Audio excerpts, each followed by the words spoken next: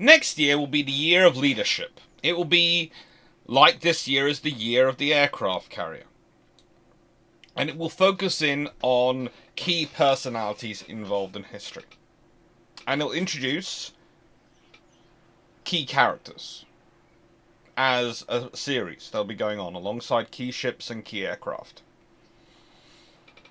And eventually there might even be key weapons as well, but that's something which I'm working out how to do and still thinking about. A core tenet of next year is going to be taking some of the common cultural perceptions about certain characters in history who have been turned almost into memes of certain issues and reevaluate them and try and show where there is actual context, nuance, and to give a more rounded picture to try and counteract those memes, those views. Because there is a problem in history, and it's a problem that all historians are guilty of, including myself. We'll be writing a book, and it'll be on our area of specialty, and we'll have researched it ad infinitum. We'll be putting all our efforts into it, and then we're going to need to put in a section of context about an area which is just off on one side. And what we'll do is we'll turn to a key text on that area, just so we can have something reliable to quote that, hope it was written by someone who's a specialist in that area. Or we'll go to a core text of a generic naval history book, which is written by someone like Nicholas Rogers, etc., which will be very, very well researched, but is a massive overarching narrative of history, which is taking you through hundreds of years. And we'll go to the section, and we'll find a quote. And that'll be either referenced or might even be actually used as a quote. We might actually use it as a quote. We might paraphrase it, put our own words and reference it, or we might quote it. And that is how you get lots of books building up with an aside that portrays a character one-dimensionally, a person as one dimension. And then that is how you get this historical cultural narrative building up. And then it's made stronger because newspaper articles from the time might have been pursuing the same view and might have provided many of the quotes which then historians are using, because those are easy quotes to find, because believe it or not, people don't write down what they say in their everyday conversations. So you only get, usually, in terms of quotes about people, what other people write in their diaries or what they say publicly. That is your sources. That's your material. If you are very smart with naval officers and general officers, you will also find stuff which is written by them after they died, or even while they're alive, as reviews by their senior officers. For example, there are officers who I can point to, who I know, their material was still being updated years after they died, because one of the benefits of being a first Sea Lord, or second Sea Lord, or even third Sea Lord, is you can go to someone's personal record and you can add on notes. And some of my views of senior officers have changed dramatically from when I've been reading the books about them. And then, before I've gone into much study about events, I've gone and got their service summary. And I've read through and gone, hang on, I know these names who are writing these. These were good officers, I know, because I've already studied them. And they think this person is very good.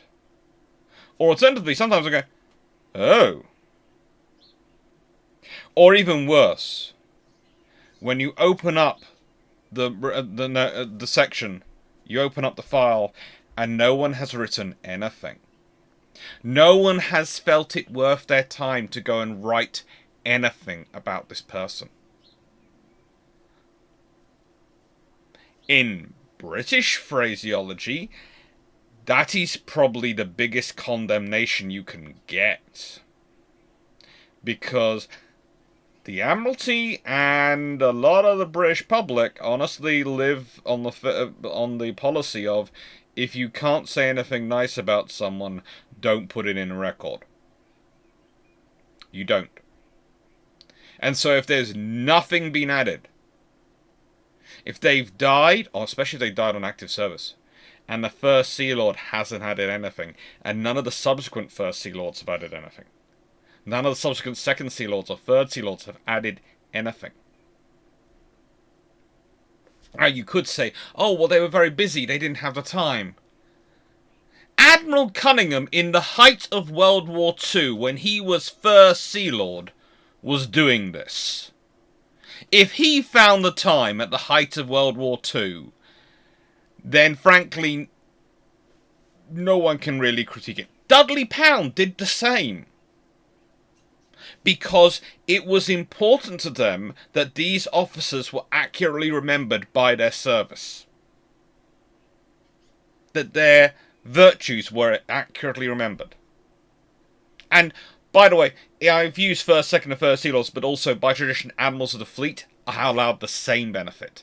And so that widens the pool a bit further, because you can go to any of the Admirals of the Fleet, even when they are not on active duty anymore, because Admirals of the Fleet never technically retire, can recall for these documents to be sent to them in the service files, and can add notes. Admiral Casper John, Admiral of the Fleet Casper John, was an inveterate noter, who added them all over the place. And yes, not every officer does get notes. Not every officer does. But when you're looking at senior officers, officers who are involved in key events, especially where you know senior officers, people who went on to become very senior, ended up as part of, that's when you're starting to look for those notes. So why am I bringing all this up when I'm talking about an alternate history question from Patron about Prince Louis of Battenberg? There is a large perception about Louis which is wrong. I have never read more divergent opinions of a person on any other from any other period, realistically, than what I've read about Louis of Battenberg. Because on one hand, you could believe he was the weakest cipher of a admiral the Royal Navy's ever had. If you are listening to some of the views about him, especially the views of, oh, he never disagreed publicly with Churchill like Fisher did. Now, Fisher's a bit of an oddball as a personality. He's, honestly, this is going to sound egocentric, but please take this as the right way, he's kind of like me. He sometimes forgets, and he forgets more often than I do, that you're British, you're supposed to be polite in public, and critique your peers and superiors in private. You never critique people below you. Never reprimand in public. You praise in public, reprimand in private. But critiquing is when you're talking to peers and above. And I have a low tolerance sometimes. Depends on when I last slept, when I last ate, and whether there's a healthy iron brew supply to drink rather than talk. And I know that in me. Battenberg was very much, by this point in his life, a true British gentleman. That's his cultural mindset. That's his modus operandi. He would never critique in public. Also, he's British, remember, officer, a Royal Navy officer. Remember what I said. If they disagree with something, they don't write anything. I did find it funny that many people pointed out that he wrote agreed and various other things on notes from Churchill when they reached his office. Because probably he's had the debate with Churchill in his office in person. And we know he has debates with Churchill because once or twice Churchill did actually push him far enough. He did have the debate with him in public because it was necessary. So,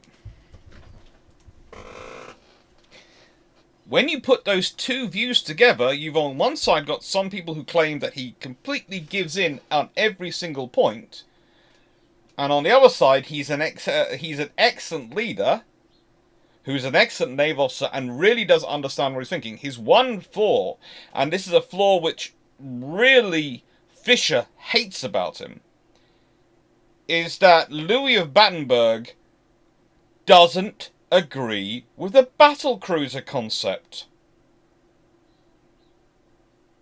He actually pushes the concept of a fast battleship. Interesting enough, he's joined with Jellicoe on that front. That's what he supports. He doesn't like battlecruisers. And one of Fisher's biggest gripes about him, despite recommending him to be First Sea Lord, is that while he's First Sea Lord, he doesn't authorize the construction or support the construction of any more battlecruisers. Because he doesn't like them. He doesn't think they're a sensible investment at this time. And arguably, that is one of the reasons why he is then blackened in his name as much as he is when Fisher manages to usurp him and return to Admiralissimo. And we'll talk about that in a bit. Because Louis is trying to advise against things like glorious, furious, and courageous, which have various other terms. And decision renown or repulse, he's also against. And I'm less gonna give him on that one because I like renown.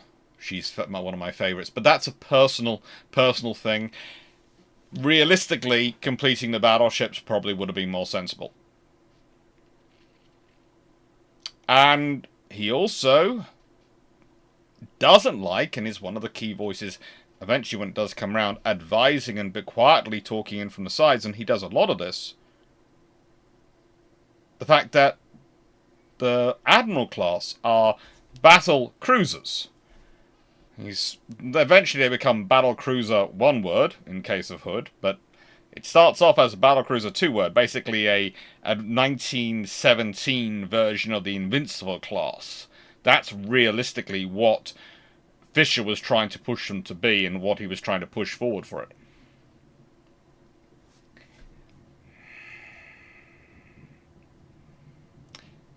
The realistic perception, therefore, is that we're dealing with a far more complicated officer than the traditional view of him might suggest. And what I find most funny about the traditional view is it isn't actually the view. It's just the perception of the traditional view. Because once you read many of the books which actually go into detail about the officers of this time and their senior roles and what they're doing, the actual core ones that traditional view then draws from to do the longer form narrative, they give all this detail. They talk about this. They really do. So, today's question. Fisher dies in January 1914. And Louis Battenberg stays on as First SL. Now, honestly, it doesn't take much effort to make this history work. It really doesn't. There are times when I get set alternate history questions by my patrons that really make it difficult, and I'm going, okay, how am I going to make this a one-stop change to make that happen? I'm thinking the Soviet inclusion on the London Naval Treaty was probably the most difficult to justify. Because, honestly, my view was, Stalin joins the treaty, the negotiations break down and everyone's building ships, is the most likely outcome. But there was a small, narrow path to victory, and I followed it along and explained it. Well, it's the same for some others, but in this case, it's really rather easy. It is really rather an easy occurrence because Louis has advantages. He is the first Sea Lord in 1914, and he's quite good at his job. In fact, very good at his job. And I'll get to the quote later, but is described by Fisher as being the most able administrator of any admiral in the generation, and that included Jellicoe. Jellicoe's described by Fisher as the best technologist, the best strategist, the best tactician. Louis Battenberg's described as the best administrator. And honestly, once you get to First Sea Lord, administration is the major part of your role. You are talking about doing grand strategy, but grand strategy is mostly organizing logistics. And that sounds terrible to say, but Louis has a background as being a naval intelligence officer, has a background of being a staff officer, of being a captain on ships wandering around the world, has dealt with diplomats, has dealt with politicians all his career, has worked with the army. He's got all the key skills you need to be a good First Sea Lord.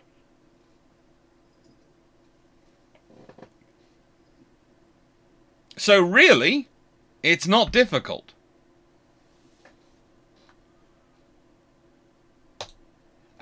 Shameless book plug. Now, I always do one of these, and if you watch my channel, you know why, but if you haven't, there is a reason for it. I'm an academic. It's not a catching disease, although I do hope being a loving naval history can be if I keep talking about it enough. I am a university lecturer, and I'm a contract lecturer at the moment. I'd like a permanent post, but I'm a bit picky. I'd like to actually be teaching naval history, or modern history, or military history, or international relations, or conflict management deterrence, or... yeah, basically anything of those levels. I do some modern history, and I do history of engineering as well. Oh, good lord, I'm not as picky as some of my colleagues are. I just realised that listing them out. In fact, I'm really not picky because I also do academic skills. Anyway, leaving that all to one side. I'm basically the university contract lecturer equivalent of, you have money and need my skills, I will turn up.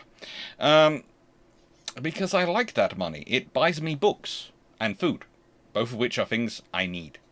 Books and food, that's basically my life. And food for the dogs. They like to eat as well. A lot. But the thing is, for academics, we don't get rated on our YouTube videos. That's still not part of the analysis. We don't get rated in terms of much on our teaching capabilities. It can be good, it can be bad, it can be great. Doesn't matter, really, doesn't really affect your hiring.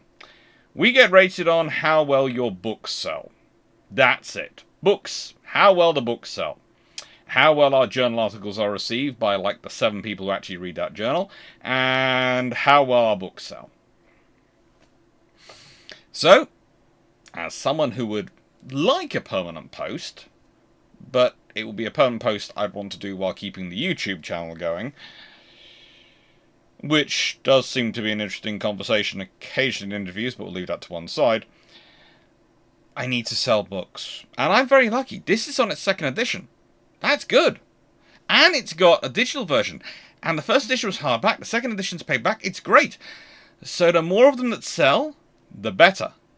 So thank you to everyone who's bought some. Thank you to everyone who might buy some. And I hope you enjoy them. But that's why I do a shameless book plug. It's the one I have to sell at the moment. And there are going to be more coming soon. As soon as I've moved house and sorted myself. You know, these boxes are not a fashion statement. Believe it or not, behind me, some people do believe they're a fashion statement. They're not. They're not. They're going. We're moving house. We are going to finally move house. I'm spending enough time talking to lawyers. We're going to move house. Ay, caramba. It's so much fun.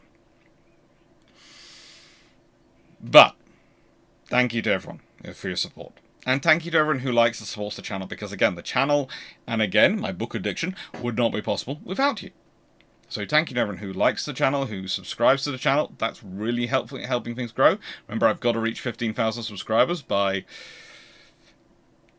about 11 o'clock on 24th of December to stop this ongoing betting scenario between my mother and my aunt over my channel numbers. It's friendly family bets, but you know, I'd like it over. I'd just like it over. So thank you, everyone. And yeah, just thank you for your support. Thank you for the people who do the super chats and who are members of the channel and Patreon and Ko-fi and those things. Again, Ko-fi is really appreciated because I'm always running out of Iron Brew. I really am always running out of Iron Brew. And I need to buy more Iron Brew. Anyway, let's start, shall we? So, Louis of Battenberg. Well,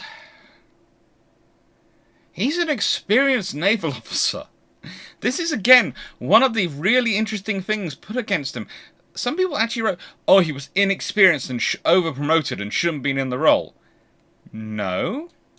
He joined the Royal Navy in 1868. By 1914, he'd been in the Royal Navy for 46 years. 46 years. He knows a little bit about what he's doing. Prior to becoming First Sea Lord, he'd been in charge of the 3rd and 4th Divisions of the Home Fleet. He'd been in charge of the Atlantic Fleet. He'd been in charge of 2nd Cruiser Squadron.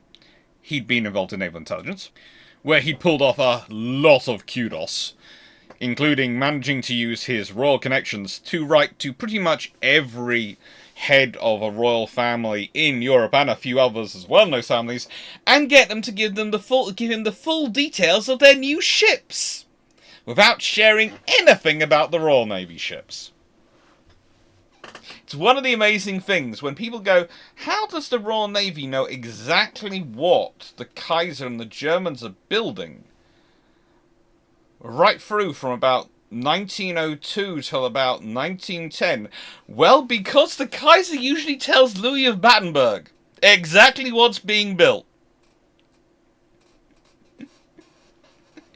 The Royal Navy has a great understanding of what your warships are because your king has told a senior Royal Navy officer. It's brilliant. He's been captain of HMS Implacable, HMS Majestic, HMS Cambrian. He's fought in the Anglo-Egyptian War. He's got a huge list of awards. And when I say a huge list of awards, he had the Egypt War Medal. He was a Knight Commander of the Bath, both civil and military. He had a Knight Grand Cross with collar, civil and military. He got the Queen Victoria Golden Jubilee Medal, the Knight of Justice of St. John.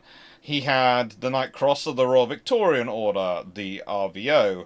He had the King Edward VII Coronation Medal, the Knight Commander of St. Michael and St. George. He had awards from all sorts of other countries as well. He'd been Honorary Naval Aide-de-Camp to the Sovereign. He'd been made a Privy Councillor in the 5th of November 1914. He has a lot of awards and a lot of citations and a lot of experience because of his service. So, he's not unqualified for the role. Usually the next thing that's put at him is that he was promoted because of his royal connections. Well, this is where history gets a little bit interesting, because the reality is different. Because this was being levelled at him as early as 1887, even before that, usually by whichever member of the political spectrum, party of political spectrum, was in opposition.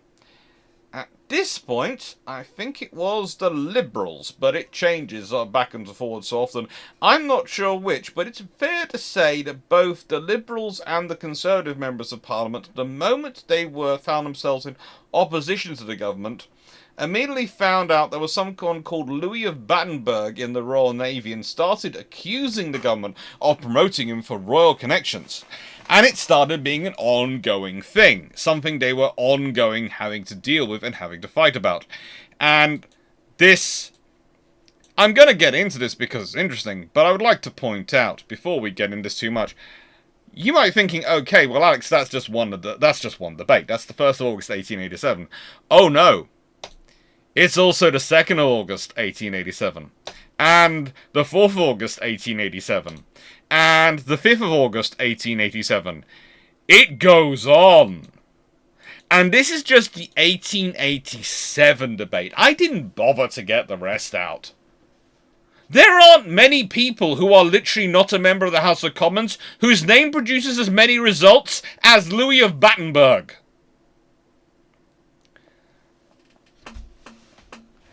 To this extent, his career is one of the most overanalyzed careers of any naval officer in this period. The fact he gets promoted, the fact that the Royal Navy has to justify his promotions every single time, and they go through the political capital of doing it, shows you his value as an officer and his capability, because they just wouldn't do it. Yes, he's got connections to royalty. Yes, he's married well. Yes, he is a nice, charming gentleman. But they have dozens of other options to push through. Literally, they could just do the bare minimum promotions and churn him out as a captain. If they even did that. Probably commander, and then a non-scene-going role with the rank of captain before he retired. So he'd get captain before he retired. That is what you do with that sort of scenario in this period. Unless they're actually worth it. And they have to really be worth it. And let's consider how this debate starts. Mr. R.W. Redmond of Firma. I beg to ask the First Lord of the Admiralty a question of which I have given him private notice, namely, whether it is in fact that a German prince, Prince Louis of Battenberg, has been appointed to the command of Her Majesty's ship Dreadnought, over the heads of some 30 British officers who stood before him for promotion, and if this be so, will the noble lord state what are his qualifications for that position above those of the officers in question, and what are the reasons of the government in giving him such an extraordinary mark of favour over officers of longer service?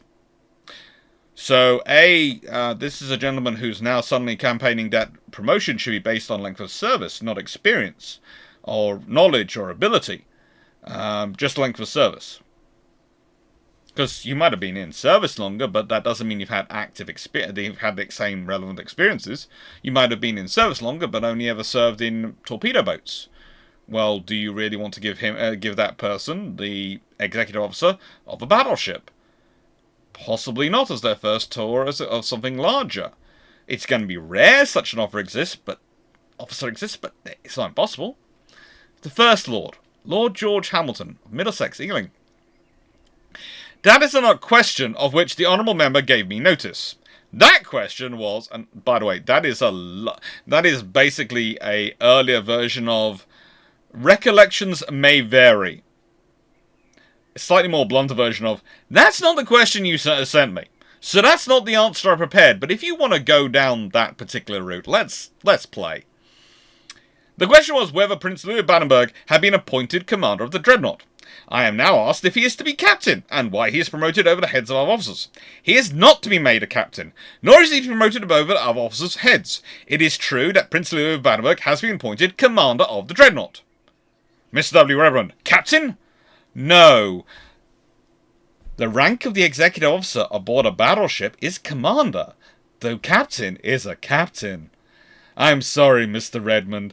You are as uninformed. Those who believe that only politicians today are uninformed about defence matters. No, you are proof that even in 1887, there were people who didn't understand how to read an organisational chart or understand the rank and promotion structure of the Royal Navy, despite the fact you have an elected position to oversee the Royal Navy on behalf of the British public, who pay a lot of tax money to support it. It's amazing, but carrying on. But in all probability, he will be appointed commander, because I have been looking this afternoon into the qualifications of the officers eligible for that appointment, and in my judgment, Prince Louis, by his past experience and record of service, is the best qualified to perform the duties.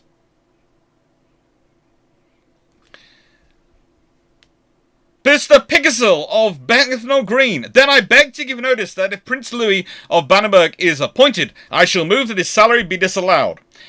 For some reason the record goes quiet at this point, but I'd like to believe it's because someone picks up a bat, stands over over Pickersgill's head and goes, thwack. Unfortunately, I doubt that actually happened, but can you imagine the amount of pressure being heaped on this officer's shoulders, this young man's shoulders at this point, when he hears people in Parliament declaring that he shouldn't be paid his wage for doing his duty and doing the job he's signed up to do, because he was born German and is now naturalised British, because he's a prince, because they are making cheap points for the newspapers. I don't think even today any of our politicians have moved that people don't get paid their wages. And then Sir Edmund Connell. Mr. Speaker, with reference to the question addressed to the First Lord Admiralty, I beg leave, and I've left in the marker of the page number, but this all comes from Hansard debate, 1st of August, etc. The details above for finding on Hansard. I beg leave to say that Prince Edward Battenberg served as a lieutenant under my command and a more competent officer, and at which point there are cries order because people are now interrupting him from saying, well, you know, this guy's actually good. I've been in charge of him. And Sir Edmund Commerell is not exactly a bad naval officer himself. And he's standing up here in Parliament to defend someone who is the rank of commander. We're not talking admiral. We're not talking later as First Sea Lord. We're talking 1887. 1887. And Louis at this point is 33 years old, roughly. It's August, so yes, he's born in May, so he's 33 years old.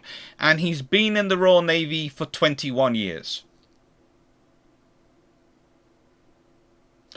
He's been in the Royal Navy for 21 years. He's 33 years old.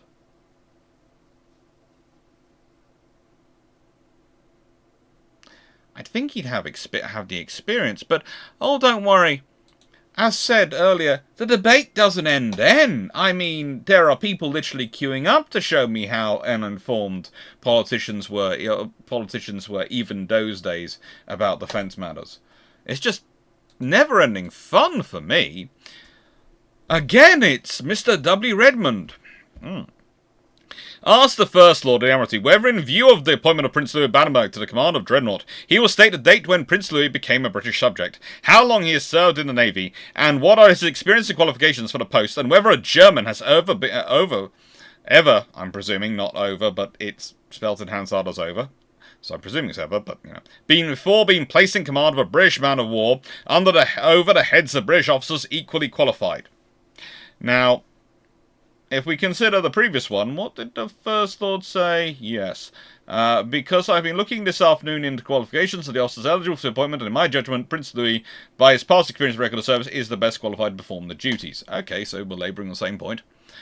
Mr. Coneyberg, Cornwall, Camborne. Oh, also asked whether it's true that Prince Louis Battenberg having appointed to command of HMS Dreadnought, and what special qualifications have entitled a foreigner to be promoted over the heads of some 30 British officers.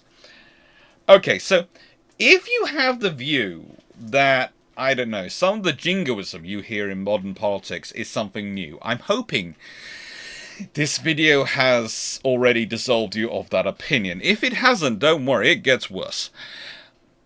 The First Lord, Lord George Hamilton, responds, I thought I stated with sufficient clearness yesterday, code for, okay, so you got a newspaper article you liked and you're carrying this on. Oh, cute.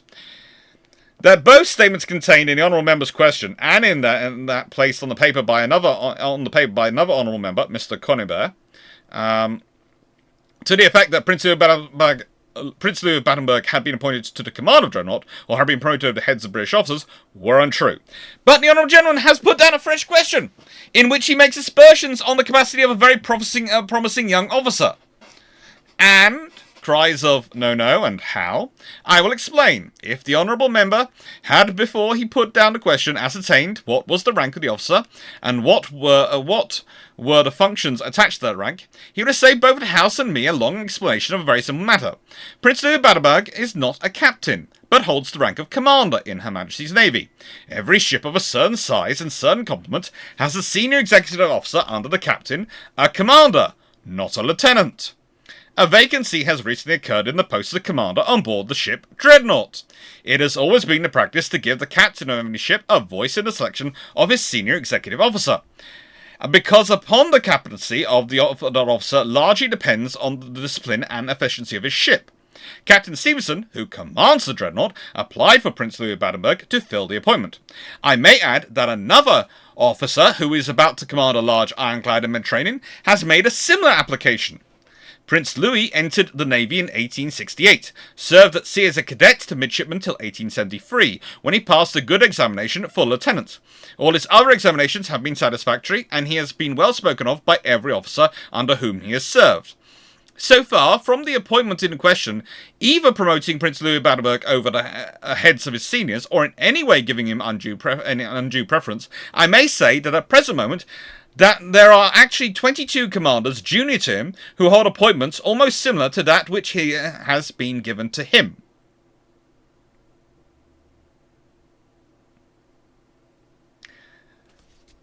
First Lord, you have my appreciation and support. Okay. Mr. Redmond is now carrying on. I beg to ask whether Prince Louis was not appointed simply because he has backed up by the influence of Captain Stevenson, and not because he was better qualified than many British officers. I want to ask also whether, when an appointment of this kind is to be made, is it general practice to give the preference to a foreigner? Lord George Hammond, to whom? Mr. Redmond, to a foreigner, to a German! Okay, you... Here's the thing, he skipped over the fact that there are multiple officers trying to compete for Louis at this point. Now, again, you could be going, well, it's due to his political connections, it's due to all those other things, but as First Order's just said, the key person to making a captain's life easy in command of their ship is their commander. It's not something a captain is going to ask for someone like this. It would be an admiral pushing it, and if there are multiple captains asking for it, and I am taking Lord George Hamilton at his word here because I've read other documents which have been written by other people at the time contemporary who were involved in the process who said there were multiple captains. In fact, they have often listed more than 2 officers, but I'm going with 2 because it's fairly consistent in the list that they list Captain Stevenson and another officer called Roberts. I think it's Roberts. Let me check. No, it was Clarke. I should have remembered. My own almost namesake.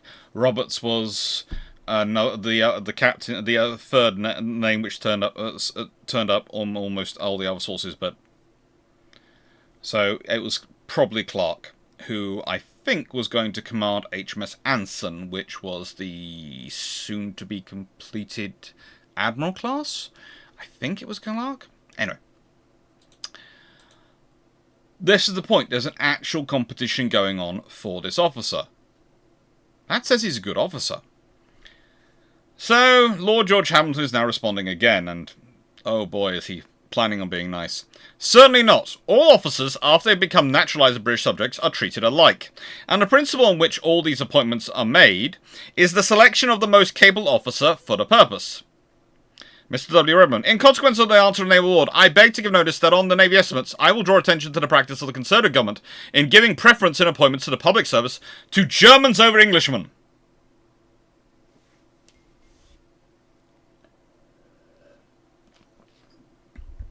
Look, some people wonder, and sometimes like to date the Anglo-German naval race to 1905 in HMS Dreadnought.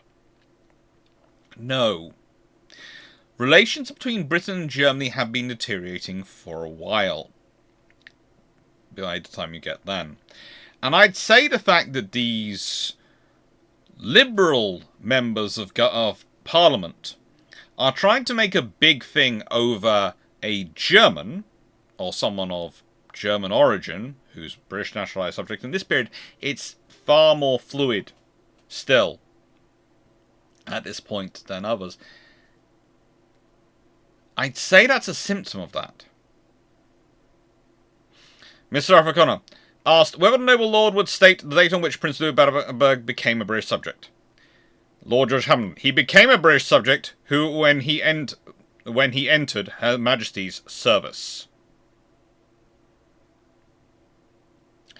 That was a criteria. Even then. Now, that's got pretty fun and testy, but oh, it carries on. And this is when we learn there really is nothing new under the sun. Mr. Conybear, this is on the 4th of August, asked the First Lord of the Admiralty whether he can state the names of the 22 officers junior to Prince Louis Battenberg who hold appointments of an almost similar character to his, with the names of the ships to which they have been appointed, and the nature of the service in which they are engaged, whether any and which of them have received promotion for special acumen in gunnery or torpedo work, and what is the exact date at which Prince Louis of Battenberg became naturalised as a British subject. At this point, I am seriously surprised, and again, feeling great respect for Lord George Hamilton in his ability and self-restraint to not have met them outside the back of the House of Commons for a couple of rounds with a nice piece of 2x4. If the Honourable Gentleman will consult the Navy List for August 1887, he will find all the information he asked for. Prince Louis Battenberg became naturalised in 1868. Mr. Comer, may I be permitted to toll to the noble lord that I spent a long time in consulting the Navy List, but apparently the Navy, presumably Navy List, differs from an answer the noble lord gave me the other day, and therefore I put him in question. Lord George Hamilton, my statement is perfectly correct, and if the Honourable Gentleman will consult the latest edition of the Navy List, namely that for the present month, he will find that it is so.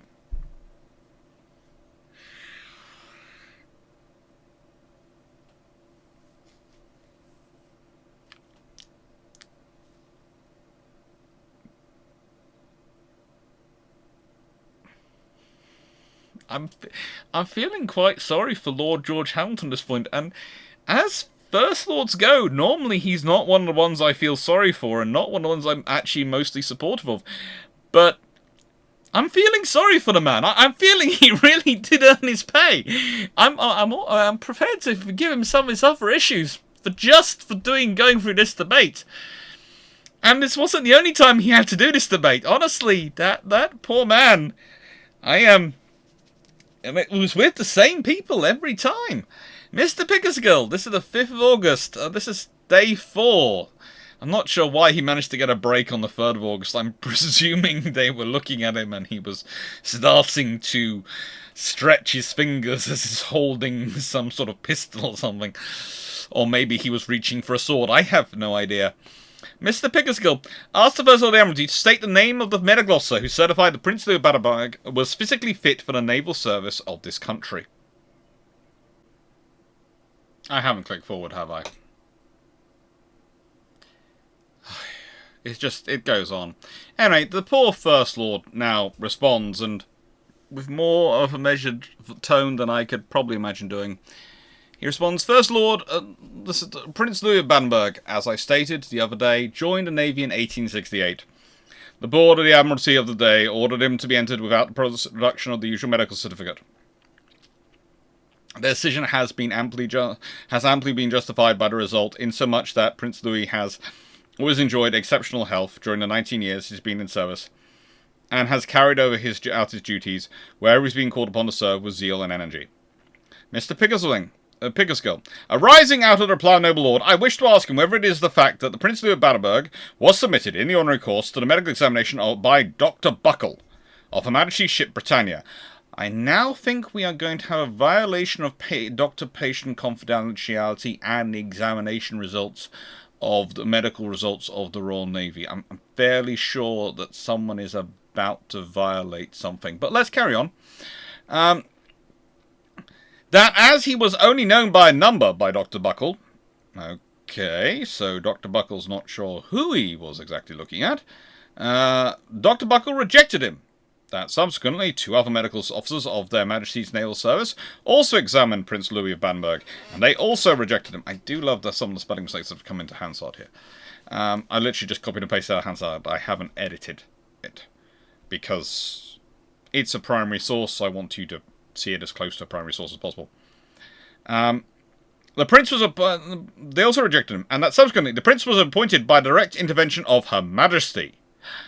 Now, you might not realise it, but Pickersgill has just rumbled himself into trouble there. He is trying to push this hard. Lord John, since Prince Louis of Battenberg, as I said, failed to obtain the usual certificate. Pickersgill, may I point out the Naval did not say that. Lord George Hamilton, at this point, restraining himself admirably. I said that Prince Louis of Battenberg was admitted by the Board of Admiralty of the day without the production of the usual medical certificate. That is quite a different thing. And that they ordered him to be entered without the production of such certificate. I can only add that the result has been very satisfactory, and honourable member to Prince Louis, inasmuch as in the record of his 19 years' service, he has performed duties in different parts of the world with better health and with fewer appearances on the sick list than many other officers who obtained health certificates in the ordinary way. At this point, Pickersgill doesn't realise he's in trouble, but he's just about to. Lord Randolph Churchill of Paddington South.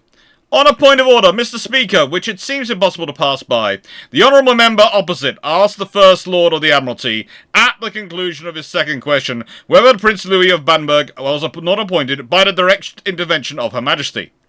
I wish to ask you, sir, whether a question of that kind is not grossly out of order and utterly at variance with all the constitutional practice and all the immemorial traditions of the House of Commons in introducing the name of Her Majesty into debate. Ouch. Mr. Speaker, undoubtedly the latter part of the honourable member's question was contrary to the established traditions of this House, by bringing the name of Her Majesty and the Crown directly into proceedings of the House in the way he did. Mr. Pickersgill, realising that his life was flashing in front of him, because no one was going to support you breaking these kind of traditions in those days. You could be as obtuse and as xenophobic as you liked, but attacking the monarchy, that just wasn't going to fly. Mr. Pickersgill, sir, perhaps I may be permitted to express my great regret for having transgressed what is undoubtedly a constitutional usage of the House, and I may say that I did not contravene the rule of the House advisedly, this House advisedly, but that I simply spoke on the spur of the moment. If you've ever seen someone backpedaling that fast or rowing backwards, you'll know what face Pickersgill was making at this point. Mr. Cunningham inquired whether the First Lord Admiralty would be furnished the House the return of those officers who have been admitted to the Navy without medical certificates being granted. Lord George Hamilton, it would be contrary to the usual regulations to admit any candidate without a certificate. Mr. Dr. Tanner, are only royal personages permitted to enter the service without medical certificates? No reply. Now, this is an interesting one. So why no medical certificate? There are all sorts of hereditary things in various royal families which they might not want documented. So that could be the reason why. There's also the fact that he's probably seen more doctors than most in his time, because of his rank and financial background. So, yeah, they might have viewed him as being fine. But also, there is the point that, again, maybe, and this is just the point of order with the Royal Navy at this point, but they might have applied to him the same policy they did to royal princes who joined. As in other royal princes, which was based on the idea that they didn't want that information, didn't want a medical certificate survey being done by someone who was outside of the royal house, on someone who wasn't technically a member of the naval service yet, which made it difficult for them to enforce it. It's a medical certificate. At this time, there aren't some of the regulations we have today. And as you can see, there is a doctor here talking about things. And the thing is, they might have just not wanted him to do it because of what a doctor might have said in the press. Because he wouldn't be covered by protections of internal service protections until he was actually in the service, i.e. through the examinations. There are all sorts of interesting issues around it at the time, and these days we have some very strict privacy laws, and we have all sorts of medical certificates. And let's be honest, I'm fairly sure today's medical council might, if they found a doctor was speaking out about, oh, I failed this person on their medical exam, or saying that, and two others rejected him the same day, that would suggest the Ron was just trying to push him through the exams. But also, there's usually about 6 to 12 in this period, medical officers. And usually those officers are also surgeon commanders or various other Royal Navy medics. But yeah, there are sometimes civilian medics there. So yeah, of Her Majesty's ship Britannia, so I'm presuming has a naval rank. They're just not being mentioned. But still, it's iffy, that report. I agree it's obvious he doesn't have the certificate, hasn't gone through its normal route. I disagree about the odds of a story of him actually being put through it. There are quite a few chances he wasn't. Because of the nature of the world, really. It's a sad thing to think about. But saying that, there's also the fact that if you could look at some of the stats around the time, and this was actually one of the movements which Battenberg himself was involved in. He was involved in a lot of the reforms which broadened out the officers and broadened out admissions into the Royal Navy. So maybe he wouldn't have passed. It's something to think about, but as again pointed out, and as backed up by his service record, he was very rarely sick, and he had served well all around the world. So, if they did take a punt, they took a punt wisely. So, let's see. Why did he fall? Well, there are some who go, well, it was the xenophobia. It was the number of people who were anti him because he was of his German background. It took too much of a mental toll on him. This was literally happening to him when he was a commander. I don't think that's going to suddenly be taking a toll now he's a full admiral. It just isn't. But what he does have a problem is that he's dealing with two people who both think they should be First Sea Lord, campaigning in their own various ways. You have Beresford launching a xenophobic attack, wandering around all the gentlemen's clubs, slagging off Louis especially, but basically suggesting that even Fisher was a dilettante and that, they needed a real admiral to come back to be First Sea Lord. Of course, Beresford had never actually been First Sea Lord. He'd been robbed of that in his mind. Robbed! It was his turn, because Fisher had done double duty. So, yeah, he's going around. You've got Fisher, who's constantly pushing for leadership and constantly talking to Churchill and basically pushing his own view on Churchill and stopping Churchill actually developing the proper relationship he needs to with Louis, because Louis is supposed to be the principal naval advisor. He can't become the principal naval advisor because Churchill's hero, Lord Fisher, is constantly telling him what to do. And this is in constant fights. Fisher keeps pushing for battle cruisers. Battenberg keeps turning it down and all sorts of things. And Battenberg's winning quite a lot of the fights in the Navy while there isn't a war.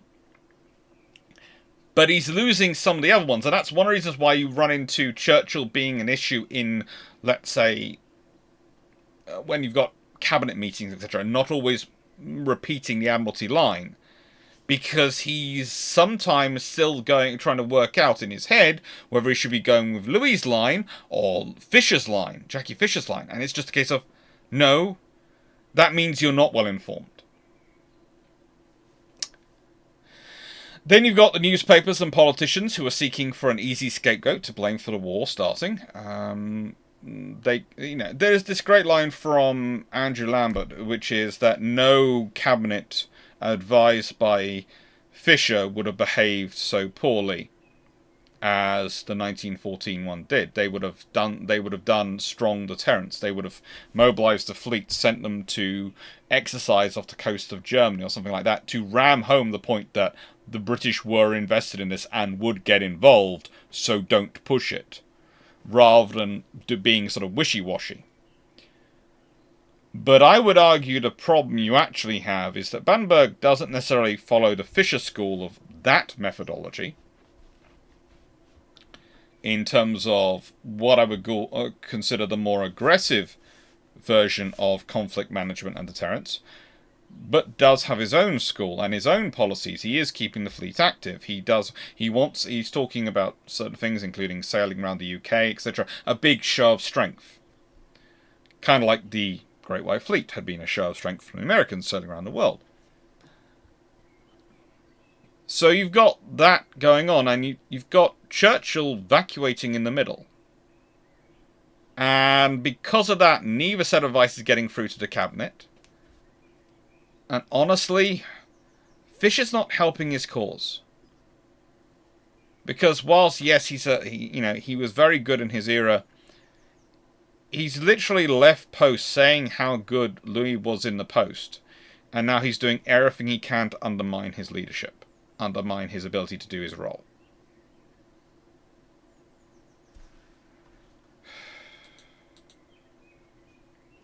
And then, Louis had traditionally been part of the Fisher camp. Not supporting his methodology, but had supported his aims. This has made him a target for both groups. And I've got the actual quote from Fisher. He is the most capable administrator in the Admiral's list by a long way. But now Fisher is turning on him. So he's always had Beresford's group sort of aiming at him because he supported Fisher, broadly speaking. And he's now lost the support of the Fisher faction. So he's now between the two factions and both are trying to undermine him. And it's splitting his staff. It's splitting everything. You could say, well, if he's a good admiral, why is he not bringing his staff together? We are talking about two of the biggest division in the Admiralty, in the Navy, there has been pretty much in its entire existence. The Beresford-Fisher split. That literally divided the Admiralty until the 1940s. The late 1940s. We're talking post-Second World War.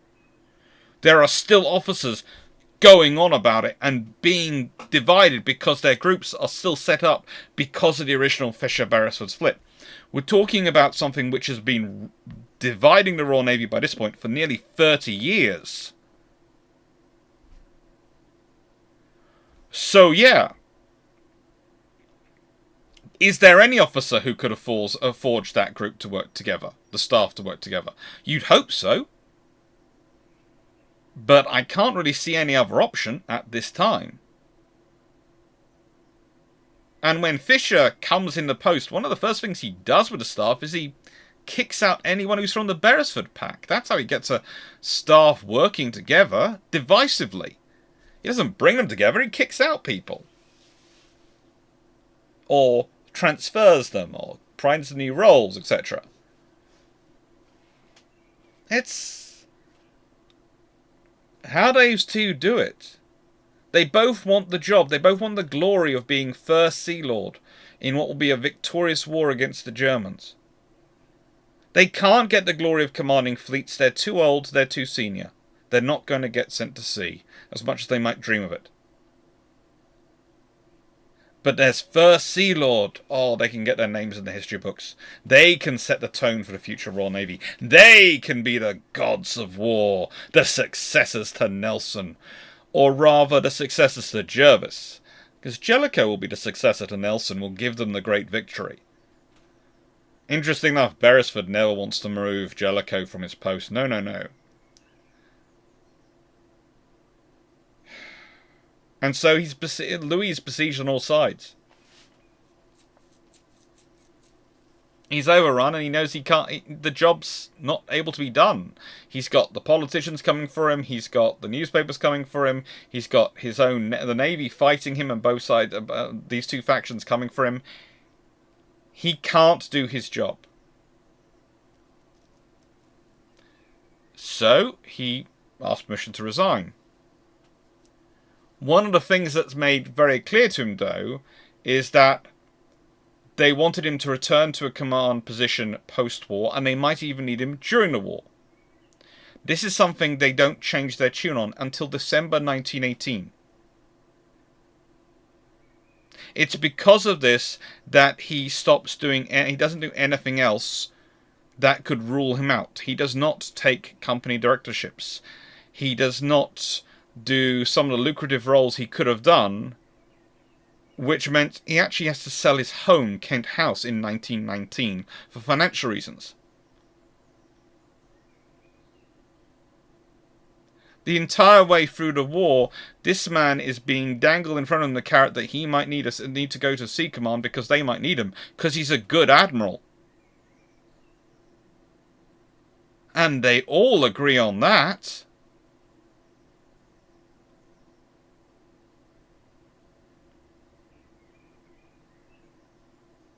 So the question becomes, did he fall just because of his name, or because of the ambition of two old men who didn't realise they were past their time? It's a combination. It's a period of history which is most interesting. But he didn't fall because he wasn't up to the job. As an admiral, he was up to the job. As an administrator, he was up to the job. Dealing with this situation, you've got your staff more interested in jockeying for position and fighting each other over what is the Royal Navy equivalent of the, I don't know, pick a gang war, a gang turf war, and pick each side. That's it. Whichever side you want to assign to the other, do it. It split the Royal Navy. Jellicoe and Beatty came close, but they were nowhere near as big a split as these two caused. In their pursuit of their visions for the Royal Navy. In their pursuit of what they wished to be. And one of the really interesting things with Beresford is that he's always blaming various people for why the king doesn't like him, or why the queen doesn't like him. Why do the royals don't like him? Because they should like him, because he's Lord Beresford. Well, gonna give you a small clue. If you're going around slagging off one of their cousins, one of their relatives, by saying he's German and shouldn't be in his post and that you should be in his post, that's not going to do you well. And you can say it's Fisher's fault, you can say it's Louis's fault. But in the nicest way, if you were going around slagging off one of my cousins like that, for those reasons, and I was the monarch, well, the fact you're still alive suggests they have a lot nicer temperament than me. I'd have fed you to the corgis. Quite literally. So, how could he survive? How could he survive all these factors? Well, Fisher's dead. That makes a big difference in this. It's Beresford versus the Fisher team at this point. And the Fisher team's next senior person really is Jellicoe. And he doesn't want to leave the Grand Fleet. And he's not really part of the team that's attacking Louis. He's supporting Louis. He wants Louis to stay.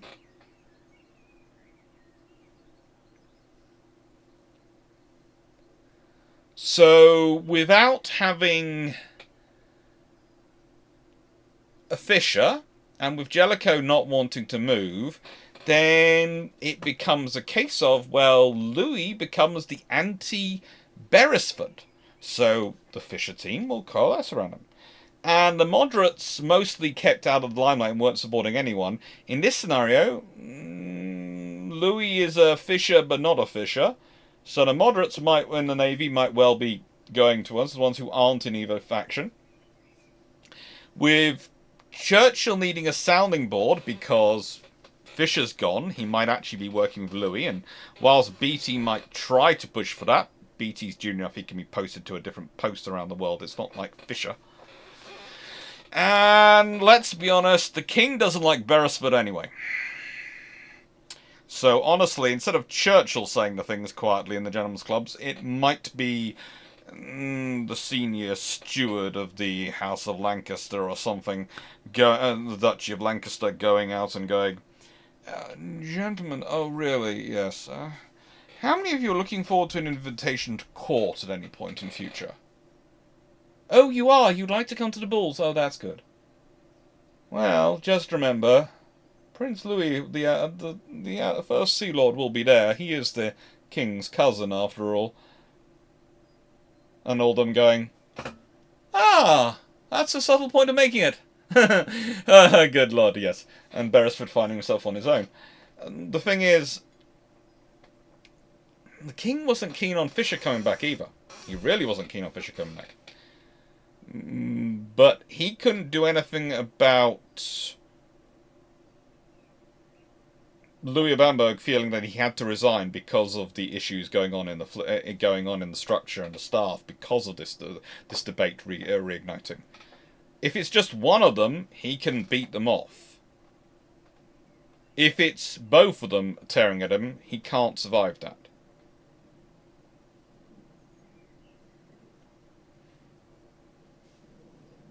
So, there you go. Fisher, sadly gone. Louis Battenberg remains. Rather an easy solution, really. So, war begins. But before we get into war begin, let's talk about the conflict management running up from January onwards. Now, with Fisher going in January, there's going to be a first big change. There's probably going to be some form of, for want of a better phrase, semi-state funeral.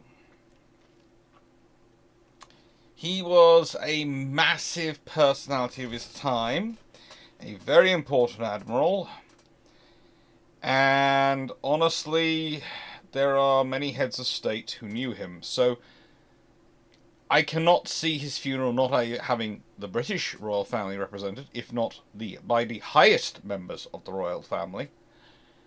I can also not see that not becoming a bit of a cause célèbre. Now, of course,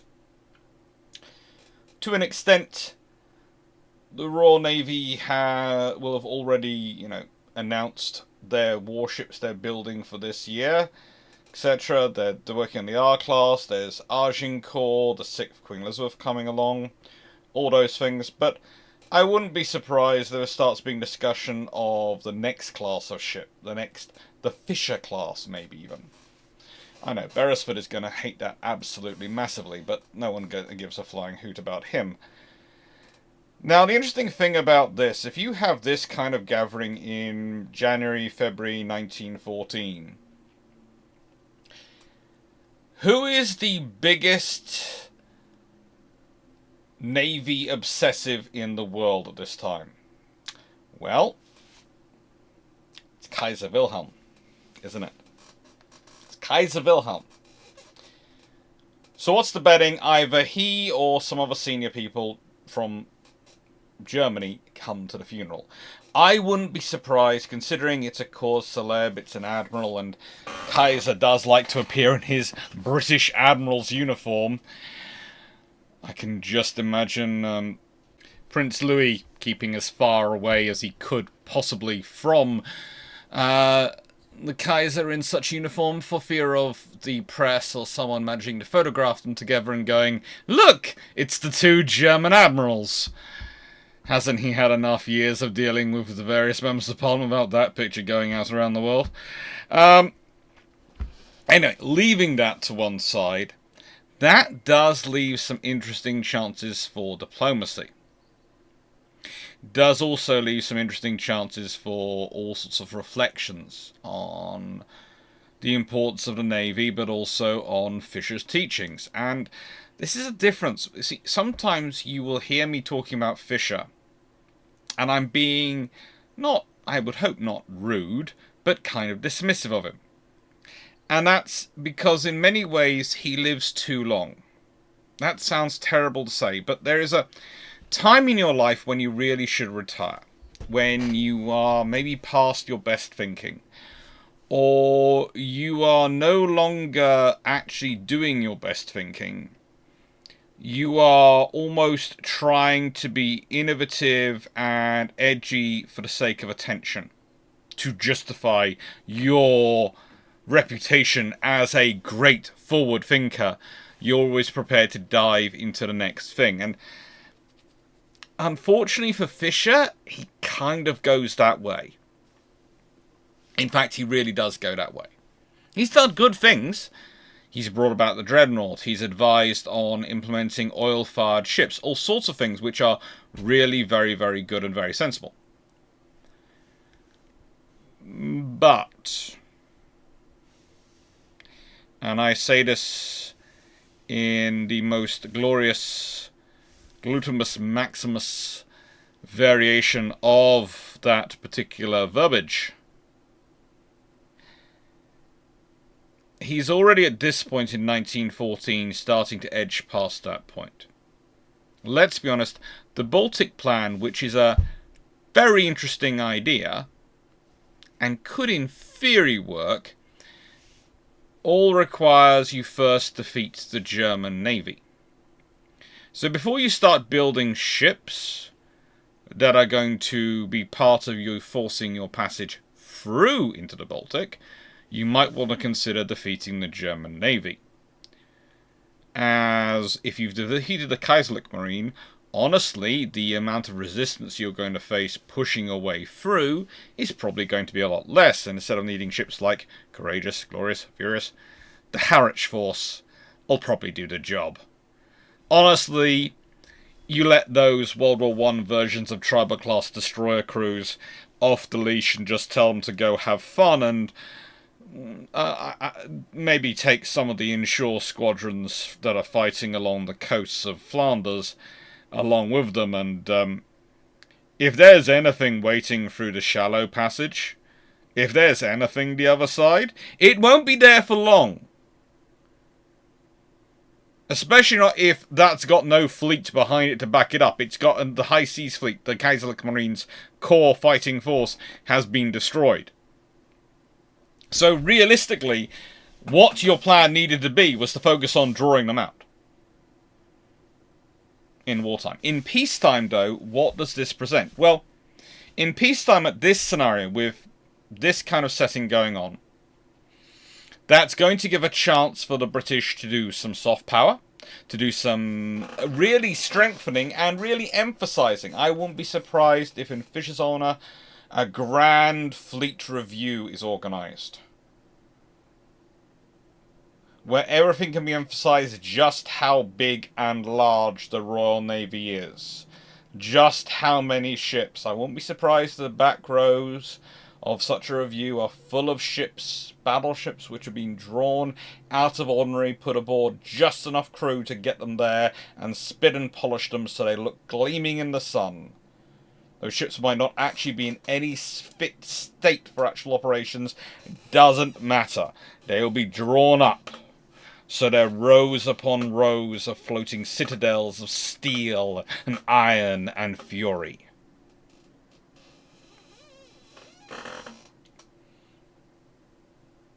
To emphasize the points and the strength of Britain, should she be roused. Now, the interesting thing is, does the Navy capitalize on Fisher and go down the Louis Jellicoe, the Battenberg Jellicoe route of pushing for another go at the fast battleship concept?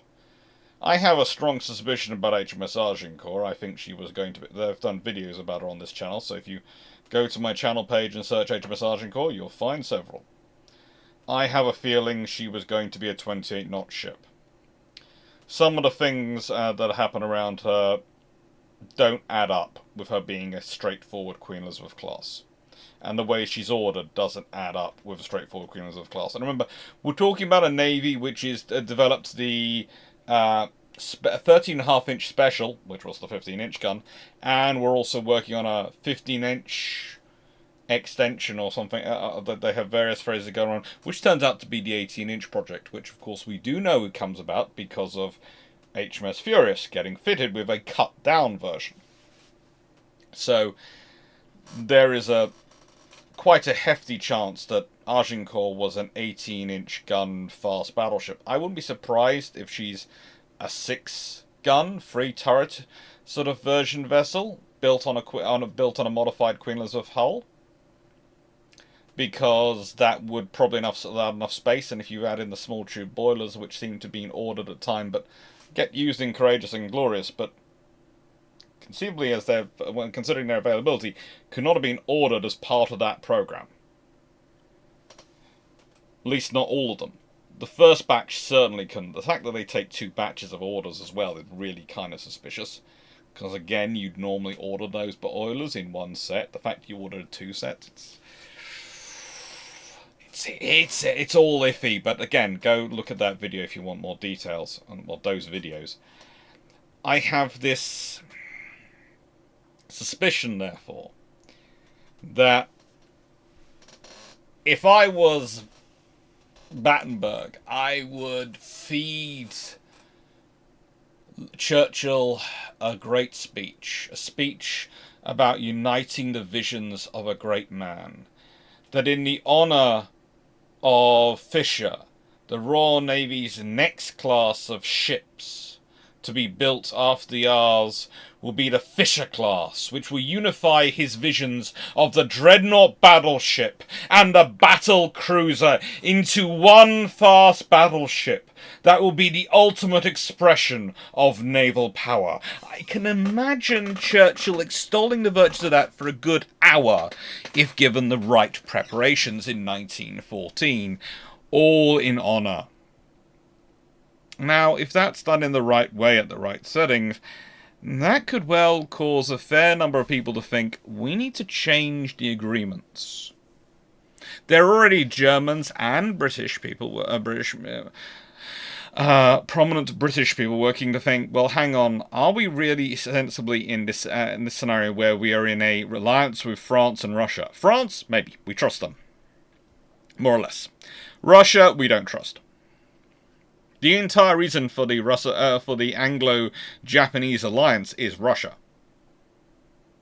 The Americans are honest in their assessment that they're only able to successfully offer a better, get the Washington Treaty through because the British, to their minds, they are just focusing on the effect of Russia, and Russia no longer being a visible threat, so Britain's prepared to move beyond that previous alliance. In the British alliance, a big reason is because Russia's no longer a threat because they're in the middle of a civil war, and still emerging for it, and because Japan is becoming less and less predictable as an ally. The factions in Japan are getting less and less permeable in terms of being able to see through and work out what's going on. Japan is falling victim to its own hubris in some ways at this point. And it's been going down that path for a while, but since the Russo-Japanese War, they start heading down that path. And all countries can fall victim to it. Many do. Sometimes it's a positive hubris. It's a hubris of, we are great, we are amazing. Sometimes it's a hubris of, we are weak, we are poor, we are small. Both forms are equally devastating. One usually causes internal issues and can cause a country to collapse internally. One can cause external issues and cause a country to take on opponents or nations or imagined threats where there aren't any. Because realistically, you don't threaten what you don't need to fight.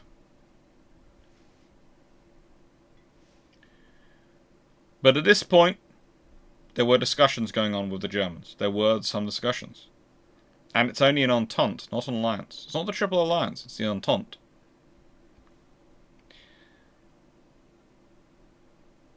I think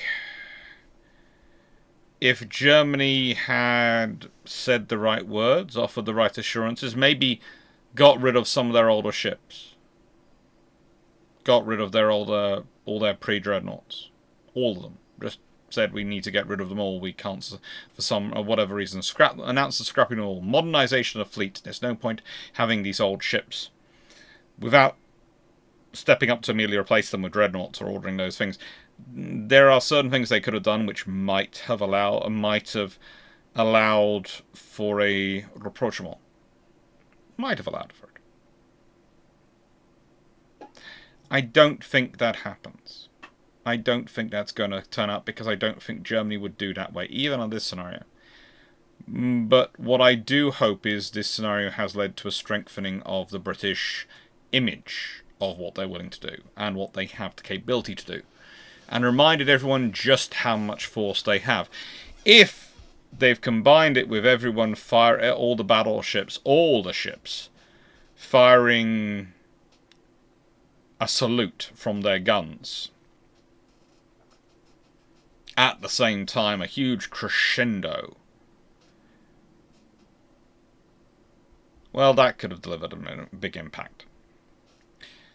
So what do I think is going to happen? Well, if you don't have Fisher advising Churchill and often getting into almost fights over brain space with Louis over Churchill's mind, Churchill and Louis hopefully work together as a far better team. I honestly think they could. Louis has the correct level of human management skills.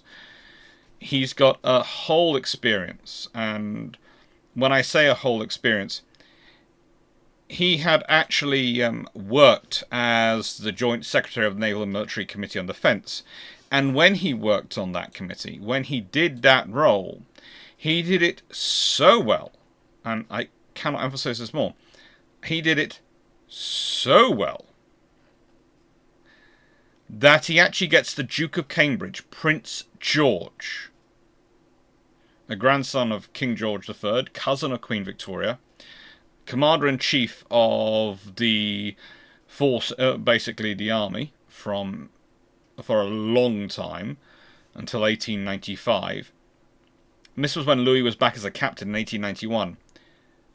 He worked so well between the two services, you have produced a mutual feeling of goodwill and unanimity, which I've always wished to see established, and which, by your tact and sound judgment, you have brought about to the fullest extent.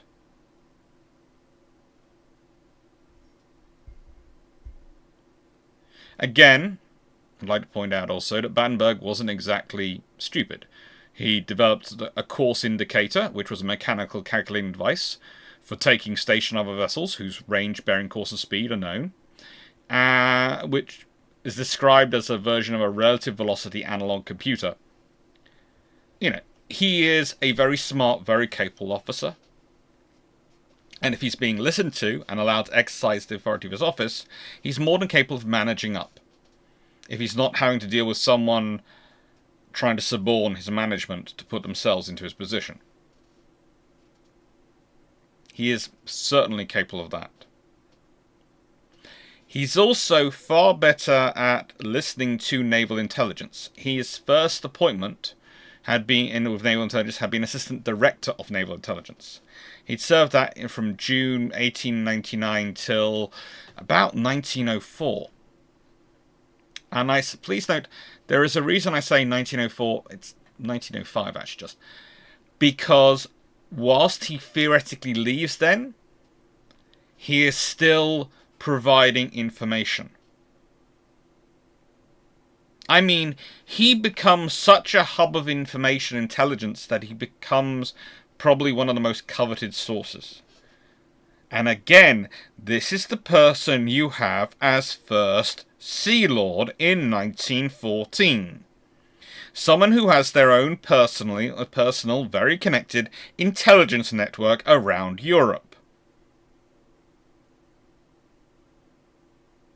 The fact that he's not used to the fullest of his capabilities by the Cabinet, by the Lord of the Admiralty, is something which does the British public a disservice, let alone him and the whole country.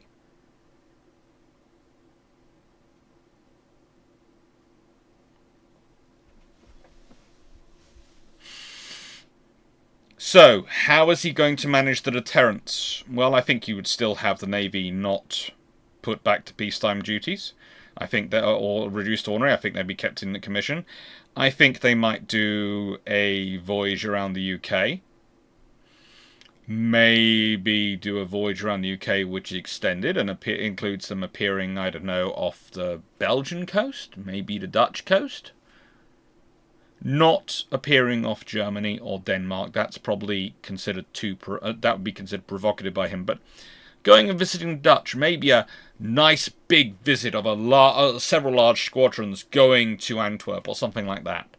One of the more neutral powers and going, "Hello, how are you?"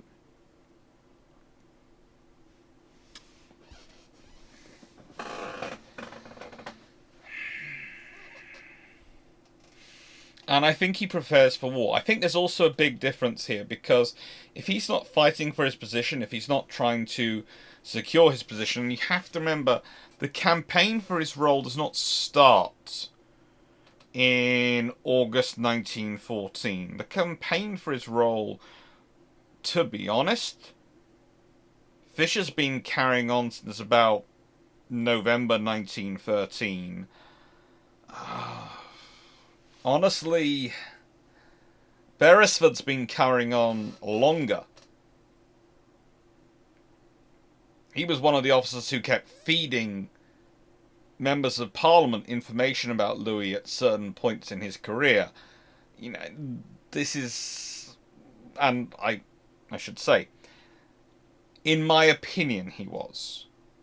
It matches up. There are very few officers which have access to certain information, and considering how much he continues on that line and how how all the stuff gets circulated and focused, it feels to me like it's Beresford, and they are people who are connected often with Beresford's connections. So no, I cannot prove that. But it stinks so much that if I didn't acknowledge the whiff of the sour fish, I would be lying to you. I truly would.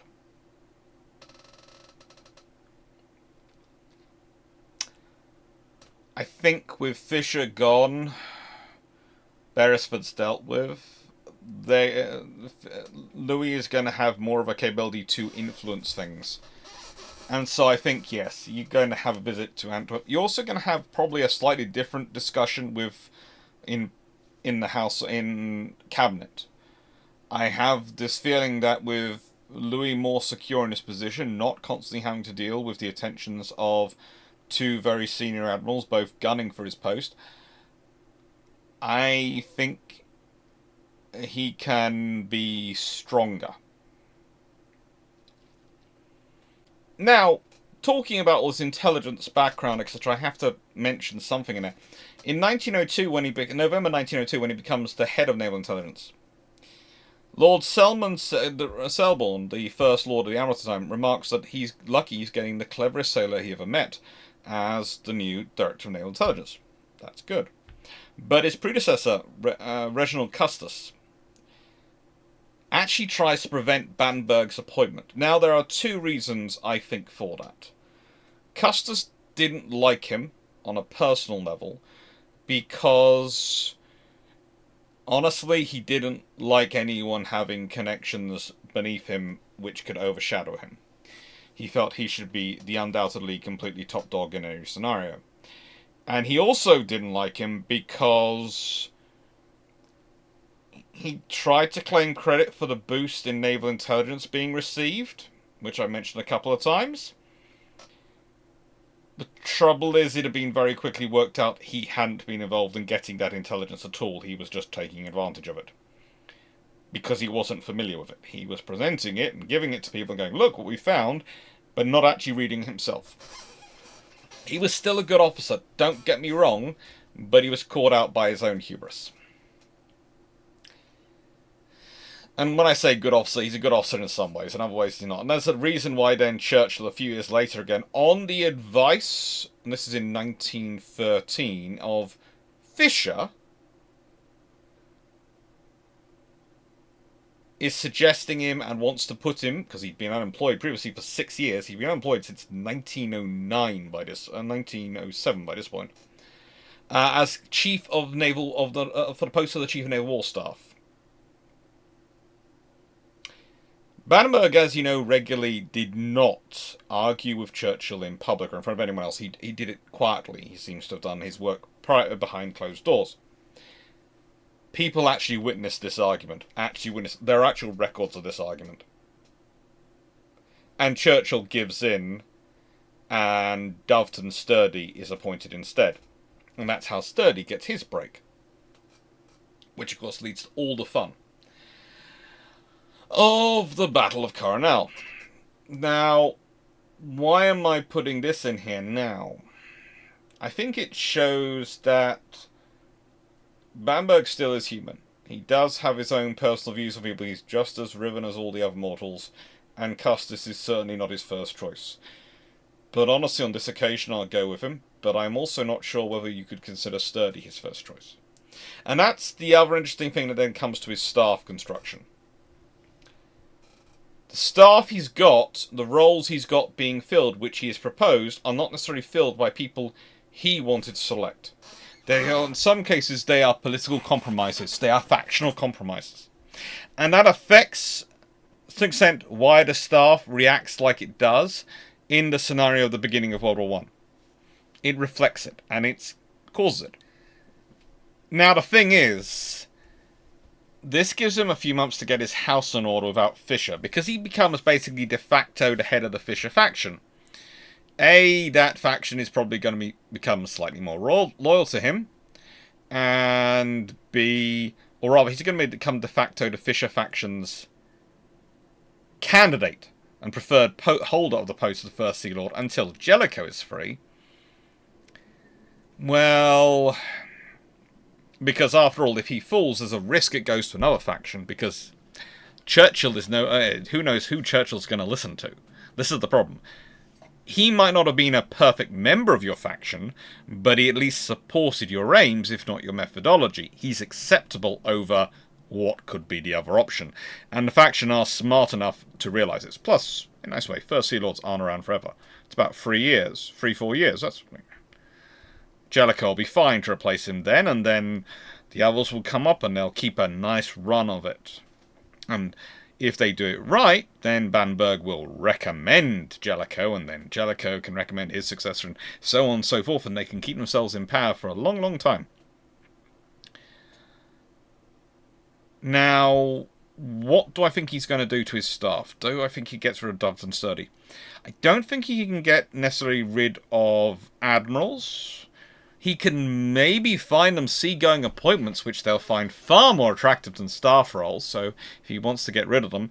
But that's a case of, does he want to get rid of them bad enough to put them in a post, which might cause, then they might actually cause him other issues. The other option he's got, of course, is moving around captains and other senior commanders and lieutenants. And he can do that more freely if he's not dealing with, every time he makes suggestions on promotions, Churchill is turning around to Fisher and going, who do you recommend? Now, that's all predicated on him managing to take over the Fisher-sized hole, or at least occupying the Fisher-sized hole in Churchill's life. I think he could do that. What does that mean for things like the Battle of Coronel? Well, if someone's actually watching Sturdy, because I've always had this feeling that Sturdy starts overthinking things, and that's why you end up with ships out in penny packets. If someone's actually able to spare the time to look over Sturdy's shoulder and go, why are you doing that? Well, what happens if they get past here? Then I'm here, and then I'm here. He's going, well, no, make sure they don't get past there. So put the ships down there. I think you end up with a Battle of Cornell where probably the British have about 4 armoured cruisers there. I'd say HMS Defence is definitely there. I'd reckon a 4th one.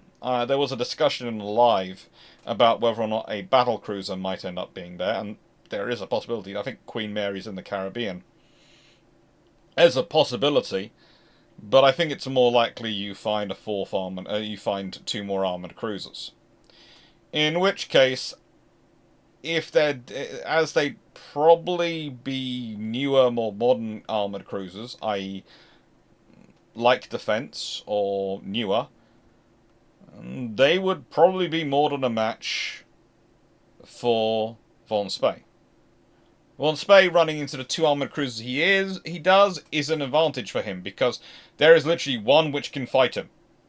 The other one is a not a proper armoured cruiser. It's designed for a short-range combat. It's basically a fleet support asset that's supposed to be in a major fleet to keep the smaller vessels away from the larger vessels. That's its purpose, that's its role. I would say in this scenario, if you have the similar scenario where they lumber into each other, which I see happening, because, let's be honest, the same factors are going to be in place. There's going to be HMS Australia in the same place. There's going to be the Japanese doing the same thing. So Von Spey is going to make the same decisions. Don't see any of that changing. None of that deployment's going to change. So he goes across the South America. All that happens is he now runs into Craddock with 4 armoured cruisers. At which point, I don't think Von Spey wins that fight. The reason I don't is quite simple, is suddenly the preponderance of firepower shifts back the other way. And whilst he might win a fight in terms of he might well sink something, I wouldn't be surprised if Von Spey's well-trained crews do sink something. The thing is, as long as they don't sink a massive amount straight away, they don't manage to quickly sink any of them. They didn't quickly sink them. It took them a good while of chasing before they engaged. I think the British have the advantage because they do have that close-range armoured cruiser. They do. If they manage to get Monmouth into range with her 6-inch guns, the sheer rate of fire is going to smack those ships around. So the 3 armoured cruisers, other armoured cruisers, that be HMS Good Hope and HMS Defence and whatever the 3rd one is, all they have to do is push and knock down the door, and then the very thing which works against the Monmouth at long range is going to turn her into something which decimates the German fleet at medium to short range. That's the reality of the scenario. So that's the Battle of Coronel. I think that's a victory, and that's going to firm up Louis' position. A quick victory, or relatively quickly a victory in the early part of the war. Traditionally, he's left office by the 20th of October. He's definitely going to survive longer than that at this point, without Fisher baying for his blood. So, yeah, he gets definitely to 1st of November, and if that's a victory, well, now he's looking good. And that moves us into discussion about what ships get cancelled. Now, historically, they're cancelled in August. Now, this is usually an interesting point with people, because they go, well, they're cancelled in August. That's while Louis is still in charge. Yes, it's while he's still in charge, but while he's having to make concessions and sort out things against Fisher, pushing for battle cruisers, and etc. And none of these things are through and decisions are really made till you get into October. Decisions are really made in October. So this August, September, they're paused more than cancelled in August. And that's pushing from Fisher because he doesn't believe they're the right ships. And advice on those things. Now, I'm not sure with the R-Class. Honestly, Resistance and Agincourt are technically built in naval yards. And so they could still be cancelled to make way for maintenance of ships and, rapid repairs of ships if they have to happen. But again, that doesn't feel necessarily right. Agincourt especially. That had been Louis's project. He'd been part of the crew, the group of people which had pushed that through, and got that sick Queen Elizabeth. I don't think he necessarily cancels it. And in a scenario where Fisher's dead, and they've been pushing it forward, and pushing these ships forward, and he hasn't had... She A might be further along, but B, I don't think she's cancelled. Again, with resistance, renown, and repulse. The Royal Navy asks for 6. The Treasury wanted 4. They settled on 8. I wouldn't be surprised, because of some of the papers I have read and some of the discussions I've read. I think Battenberg might have come down on the scenario of finishing those ships off. Because those ships are nearly complete, as far as he's concerned. They are well on their way to being finished. And if the war is over by Christmas, then there's no time to do any repairs on ships. So why are you emptying the yards? And if the war isn't over by Christmas, you're going to need replacement ships for ships you lose. So it's better to build them and get them into service. So I don't think any of these get done. Because A, he's not going to go the Baltic plan, and definitely not the Courageous, Glorious, Furious approach. And B, I don't think he converts Renown or Repulse. So I reckon instead of these 5 ships, you get these 4 ships done. And that can be interesting. That could be really interesting. It's also going to have an impact on what comes next, in terms of, if we think things through, what's likely next to be ordered. Again, he doesn't like the battle cruiser, but he does seem to be interested in fast battleship. That could be interesting, because again, we'll get through the successive battles, but fast battleships are something which are more likely to survive the information about Jutland than a battle cruiser. Especially not a battle cruiser. That was modified into a battle cruiser, one word. And, well, that's the fun. I think these would start out as fast battleships.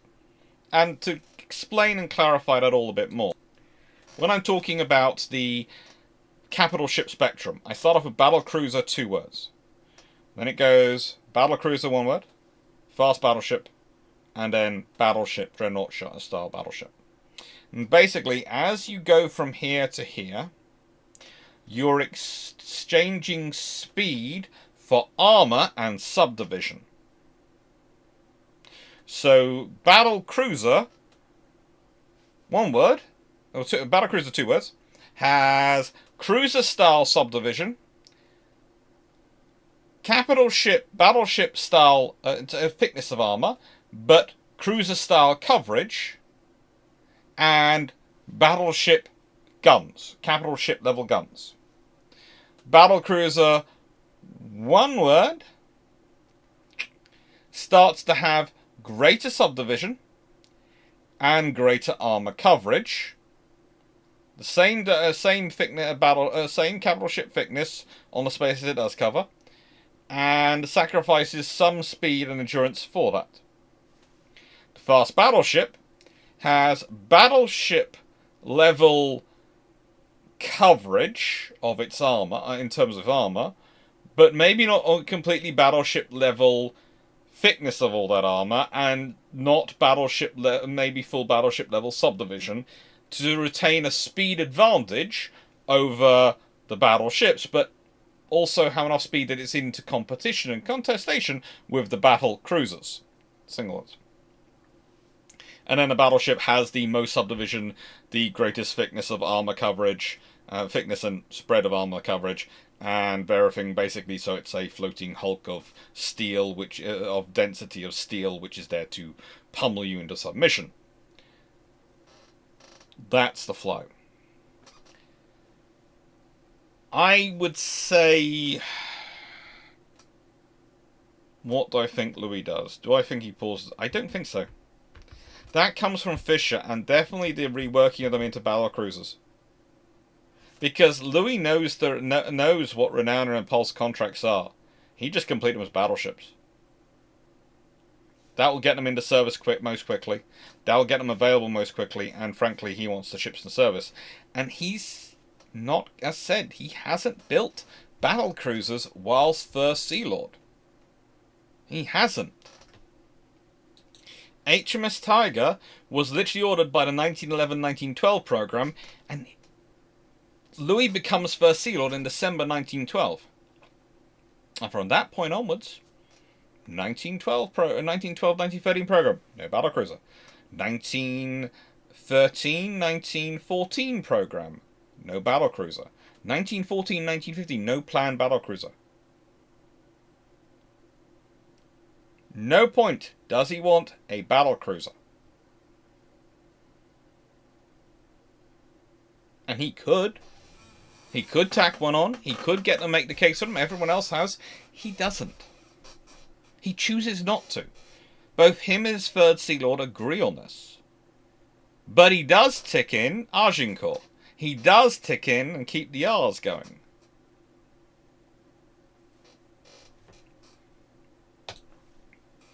Now, this then brings us into an interesting point of the North Sea raids. They are the 3rd of November 1914 and December 1914.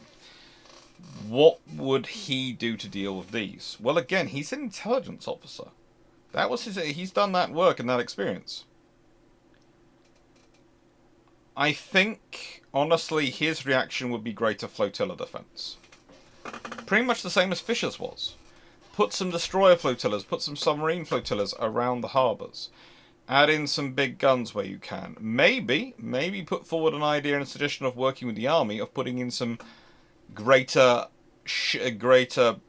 guns in coastal batteries. Constructing some coastal batteries, defending key ports and key areas, which are 15-inch guns or something greater. I wouldn't be surprised if he maybe uses the 12-inch guns, because again, they've got a lot of those going around, a lot of 12-inch guns, and a lot of 9.2-inch guns going around. So he might well start pushing those. The thing is, I could see him going for a more collaborative approach, working with the army, than Fisher's all-navy approach. Fisher is, by his nature, incredibly antagonistic. He has his way, he is a visionary, he wants people to follow him because he's brilliant. He's not necessarily always the greatest at getting people to follow him consensually or because they want to. They follow him because he's great, not because they necessarily like to. Battenberg is far more of a consensus leader. He's very good at guiding the consensus to what he wants it to be. That's what he did on the military and the Army and Navy Committee. He's what he did on all those things. He gets a consensus leadership going. And I think this will be interesting for Gallipoli, because I think Churchill being Churchill, he'll still have the same idea. But Louis is an administrator. He has been all around the world and has seen these things, and he's worked very well with the army. I think what you have is, rather than the traditional Royal Navy turning up, trying to blast their way in, and then realising they can't alone, you have the Royal Navy being told to hold off, wait it, until the army's there, and then they turn up together. Now, troops landing to attack the forts at the same time as the fleet's trying to push their way through, that can change history. That could change a lot of history. The fleet's only just beaten off in its first attempt through. It comes very close. And if they'd been waiting for the army to gather their forces anyway, they might have taken time to to fill with cork more spaces on the pre-dreadnought / Royal Sovereign style battleships that they had, and use those to potentially take more damage pushing through the minefields. But again, if you have troops swarming up the beaches, swarming up the hills to get to the forts, whilst the fleet is trying to force its way through, the forts have to divide their fire and have to divide their attention. And if some of those forts start to fall, that can create all sorts of trouble, because you only need 1 or 2 to fall. And suddenly there can start to be a rout, there can start to be a panic, and there can be very good officers there trying to hold the line, but the troops are going, oh, they're falling, and the fleet keeps coming, and all the bangs going off, and all the stuff, it could push its way through. Which could very quickly lead to the fall of Constantinople. and potentially the fall of the Ottoman Empire. Which changes World War I quite dramatically if it does happen. If the Ottoman Empire falls, and if you are able to resupply Russia through the Black Sea ports, through Crimea, through Ukraine, that changes things. That changes a lot of the calculations of World War One, and it can work. It can work. This is the thing. Gallipoli could work if you had someone who was actually administering it, who actually cared about it, who actually thought about how to do it properly, who wasn't obsessed with trying to do it as a navy, and wasn't obsessed with his own image of, I've got to be the big, great, glorious leader, and the navy's got to win this war. No, at this point, you're in a joint war. The armies are sure in Europe, this is a joint war. You need to act as a joint commander.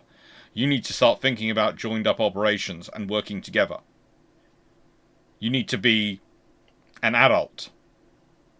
There are times when you're doing in funding battles in peace times that, yes, the petulant child trick does work. But when you're in a war, when you're trying to make these decisions, you need to be an adult and learn to work together. Suck it up and work with people you don't like. Because that's what you do. Because that's what your job requires. That's what you need to do for your country. Now, we have an interesting thing with the North Sea battles going on. Is Beatty still in there? Well, if Beatty had tried to be a threat to the ear of Churchill, then I have a feeling Battenberg has sent him away somewhere else, possibly the Mediterranean Fleet.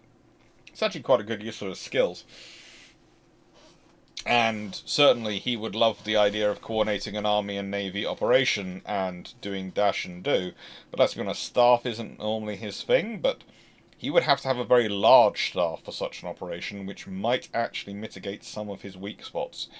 And he would be solely in command, which would make him very happy. But he's also quite junior as a Vice Admiral to be sent out, so I doubt he does get sent out there.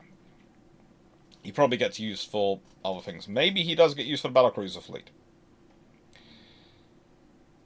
What is going to be interesting is, again, Louis is the sort of admiral and sort of officer who devours reports, who devours information, who really does constantly take it all in and put it all together. So there's going to be an interesting scenario going on depending on how the reports start going. If he starts to notice issues with the reports, he's going to read them. Again, I would say one of the problems the Royal Navy has for the first few years of World War I is that they really don't have a competent administrator running the Navy. Neither the First Lord of the Admiralty nor the First Sea Lord are, by their natural inclinations, administrators. I know, it's not sexy. It's not what you want. You want a daring do of an admiral, but think about the First Lord's position. It's about reading reports, synthesizing information, and dispatching ships here, ships there, logistics, appointing commanders, assessing the performance of commanders, working out who to give what.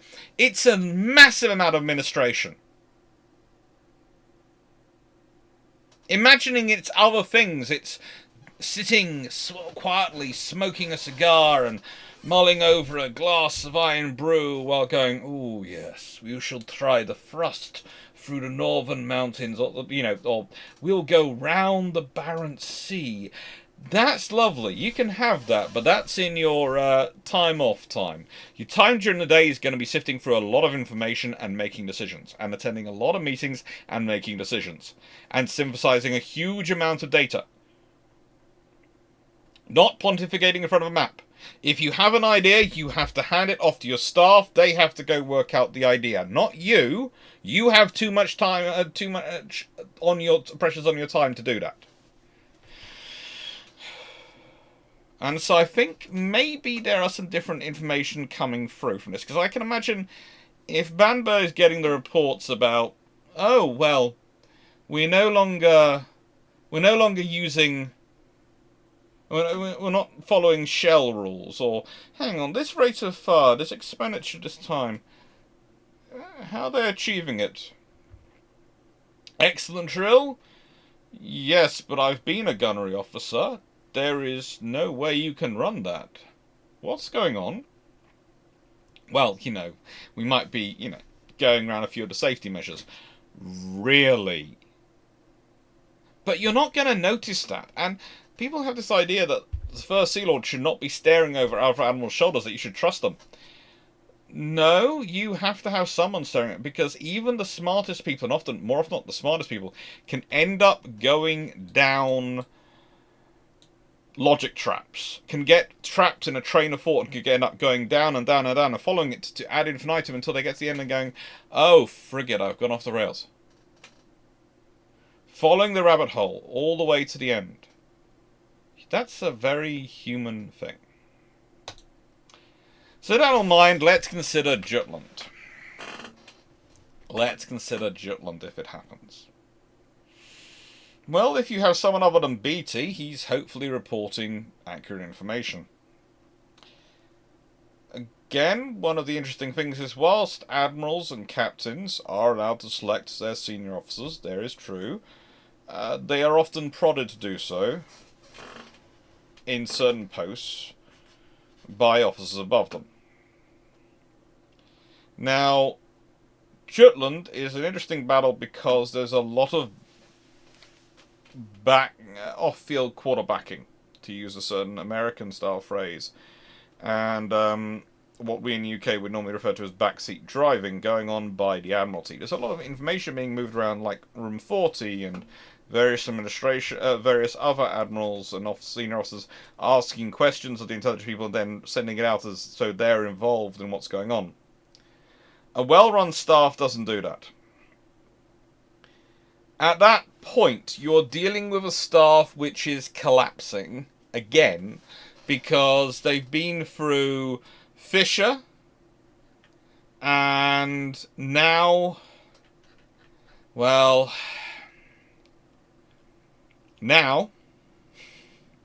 they have Henry Jackson, who is a stalwart sailor. He is a veteran officer. He's exactly who you have to call after the nightmare they've had of the last few years, and you couldn't get someone who's more British.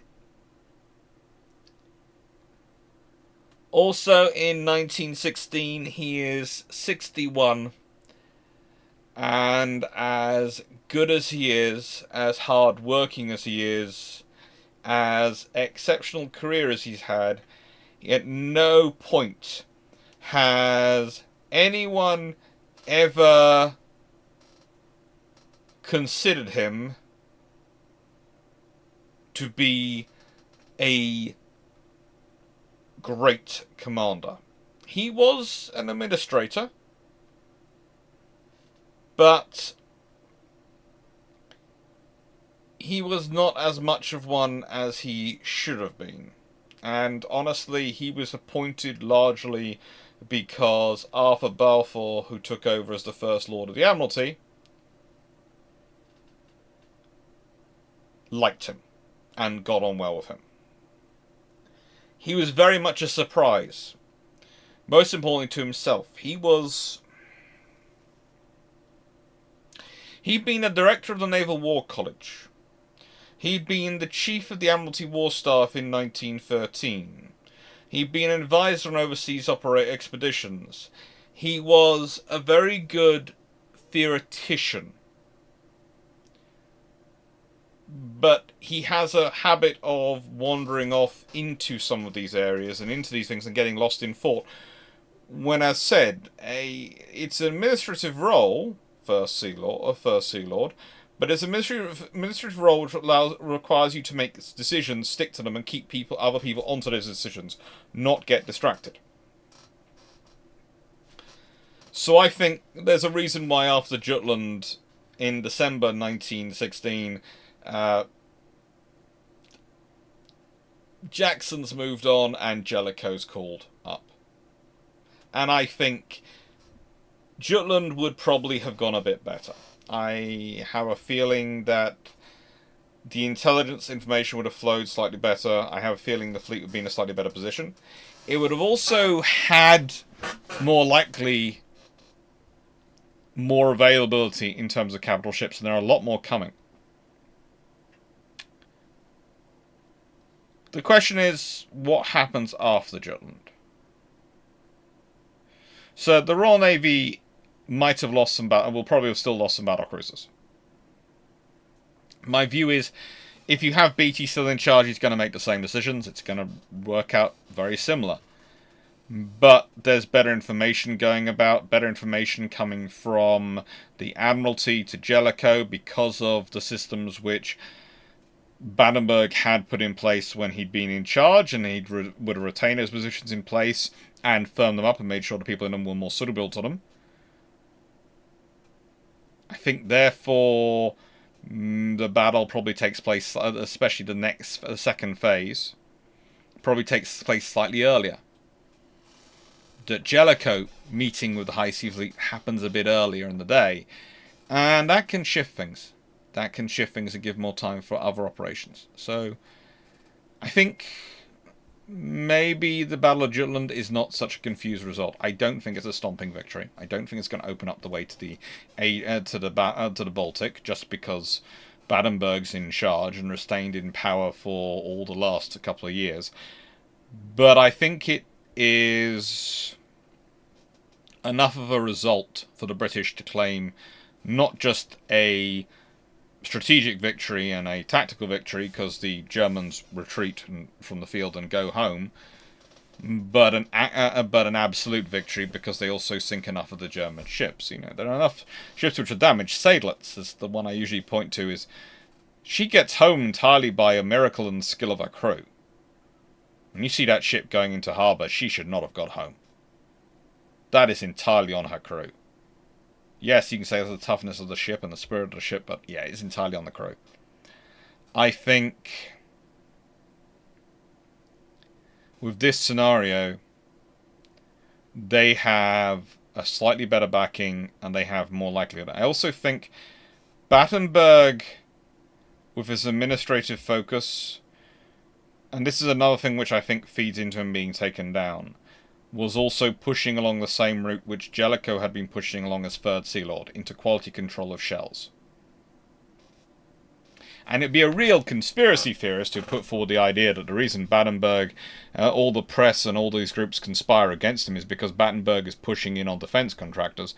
I don't think I wouldn't go that far at the time, but it certainly means that there are people who are very happy to see him go.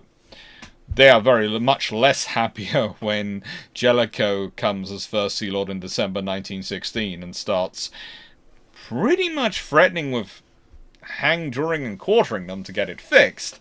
It might have been nicer to have worked with Battenberg in 1914-15 and have the scenario sorted out. I think that could also have had an impact on the Battle of Jutland if the British shells had worked even moderately better. So, with that said, what does he do after that? Well, I think, again, 1916 is about when I would expect him to be going.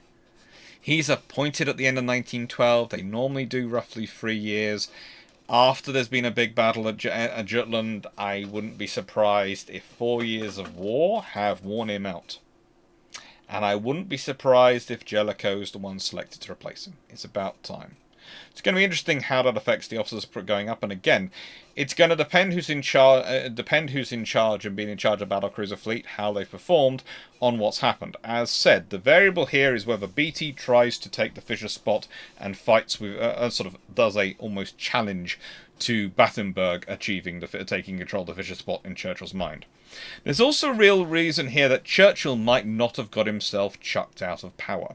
If Gallipoli has succeeded, if Cornell's succeeded, there is a chance that Churchill's found himself becoming Prime Minister in World War I. We can all wonder about that one. That could change the world, but I'm going to just leave it as he probably does something which causes trouble in other places and stops being First Lord of the Admiralty for some other reason. Because the trouble with Churchill at this period, if he's not the top person, he is a bit of a ticking time bomb to shoot himself in the foot. A lot of confidence, not necessarily enough thought going on at this point. Still very, honestly, he didn't do that bad a job as First Lord of the Admiralty. He certainly tried to execute the vision put forward to by the naval advisors he listened to. Trouble is, I don't think he was necessarily listening always to the correct ones, because he was so blinded by the sheer amount of glory around Admiral Fisher. So what does Battenberg do at this point? Well, I think he would go on to probably director of some kind of shipyard or arms manufacturer. Probably would get involved in the future of science and technology sort of committees that are running around at this point. He might even take over the same committee which traditionally Fisher went and ran. That could be a fun thing for him to do. And I think he does well at that. I think that would be a great thing for him to bring forward new technologies, and I can honestly see him continue to being a sponsor of those. And that would be a really interesting scenario again, because if he's doing that, if he's pushing them forward, well, he actually lives till 1921. So he could have a real impact. It's only a year longer than Fisher, but perhaps he would have actually lived longer than 1921 if he hadn't lost, his post and hadn't had the wear down of losing his home and all those other things. It's a strong possibility. There's also another thing to think about in this scenario. In the early 1920s, he has to go to, 1919 I think it is. He has to go to Israel to bury family members he has lost. His sisters-in-law, the Empress Alexandra Fedorova and the Grand Duchess Elizabeth Fedorova, were both killed by Bolsheviks in Russia. And he managed to get Grand Duchess's body, the Grand Duchess Elizabeth Fedorova, interned in Jerusalem. He and his wife went there to do so in January 1921. Now, the thing is, if the Royal Navy's got through into the Black Sea and managed to push through that, then if it comes to getting members of the royal family out, his distant relatives, or his sisters-in-law, etc., he might well be able to achieve that. I think he will have far easier and far less likely to getting into trouble. Also, the fact that if you've got the food and supplies going in, that's going to change Russian scenario anyway, so it's going to probably make it a very different transition of power. I still wouldn't be surprised if his name becomes Mountbatten. Despite him being born a prince and all these other things, post-war he has no money from that. He has to sell the castle in Germany, and all these investments in Germany have disappeared, and he's lost all those things, and his financial investments in Russia had been seized by the Bolsheviks, and again, that might well not have happened because the Bolsheviks might not have come to power in the scenario, so he might have ended up with more money that way as well. But I think what most likely happens in this scenario is he still becomes Mountbatten. It might even be part of his transition in 1914. He might renounce at some point in 1914, without Beresford and Fisher, with the advice of the king, etc. He might 1914, 1915 announce that he's rejecting his old title and embracing the new title of Mountbatten and the Earl of Milford Haven. Or Marquess of Milford Haven. Yeah, Marquess of Milford Haven. He actually wrote in his son's guest book at his son's house, his eldest son, George, who becomes the next Marquess of Milford Haven. Arrived Prince Hyde, departed Lord Jekyll. Life happens. So, as said, I think the Board of Invention Research for the rest of the war. I think he's honestly there and enjoying his life. And I think, again, a directorship of Vickers or Armstrong would not necessarily go awry with that. A non-executive advisory post, he might get involved there. He was always someone who's quite forward-thinking, and he'd been involved in these sort of matters before as he had patents and developed stuff. So, yeah. I don't think he therefore needs to sell his collection of naval medals, and I don't think he needs to sell his house in 1919. And I think he's productive for the rest of the war. I think he's useful and put to good use, because let's be honest, there's a lot of capabilities there which are thrown away by the government and the governments. Now, the post-war world is interesting. Here I've got HMS Agincourt as I imagine her, modified to World War II standard, because I can't get 18-inch guns in UAD in 1914. It won't allow me to put them on. It's cruel. So I've had to do it in that form. I honestly think if you have her built like this, I think your next generation is an 18-inch gun, 4 twin turret, fast battleship. And I think that's what the Admiral class would have been. 28 to 30 knots speed is probably what they would aim for. With her, I think 28 knots is probably what they're pushing for. I think they probably just about achieve it. But Admiral class successors, maybe the Fisher class they'd be called, I don't know. They would be fast battleships, not battle cruisers, not like Hood was. And please, it's the subdivision, it's the armor coverage, it's all sorts of things. She is a battle cruiser.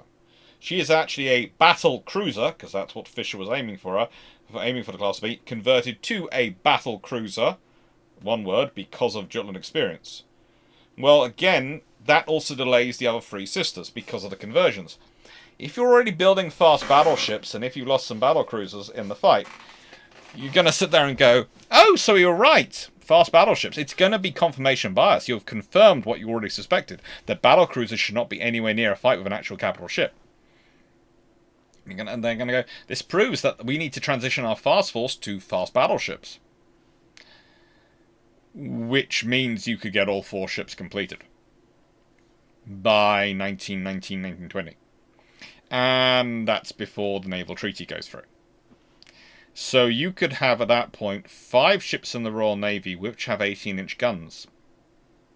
And probably at least 4 of those are north of 40,000 tons. I think that will change the naval treaties. I think it will change the naval treaties quite dramatically. Britain will probably be will be saying it doesn't want to get rid of its 18-inch gunships. It won't want to get rid of its 15-inch gunships. So that then becomes 5 R-class...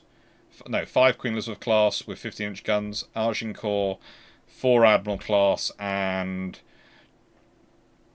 8 R-class.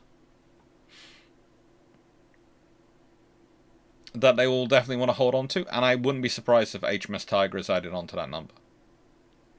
Now, in that scenario, if you're sitting there thinking, well, hang on, Alex, where's the fast wing? The fast wing is going to be Agincourt and Tiger and the 4 Admirals. That's the fast wing. They're not going to be as fast as the fast wing traditionally was, but they're going to be there. And if the Royal Navy wants to hold on to those ships, those 19 ships, I can see them doing it, and the treaty will have to adjust to that. But it will change things for the treaty, because, well, that would mean, if I'm right about Agincourt, and let's be honest, there's a lot of evidence, again, if you go to the video about HMS Agincourt on this channel, you'll hear the evidence.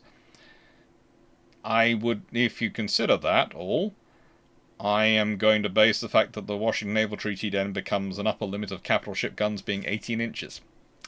Which is going to have a massive impact on World War II. And the Royal Navy has 5 of them. The Royal Navy will have 5 of them. And that's going to affect the Americans, it's going to affect the Japanese, it's going to affect everyone. It's going to affect all the other nation powers' plans and strategies, and it's going to also allow the British to establish the first fast battleships, which they were trying to push for with the Queen Elizabeths, failed, and have succeeded at this point with these.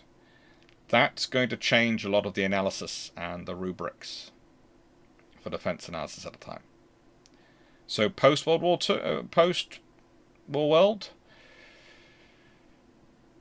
it's going to be a different Royal Navy. There's also, if they've won the Battle of Jutland, that's going to change some of their analysis. They're still going to be obsessing over it, but they're going to obsess in different ways. And there's the whole thing of his approach to naval aviation. I think if he has lasted a more normal time, Jellicoe might well last a more normal time.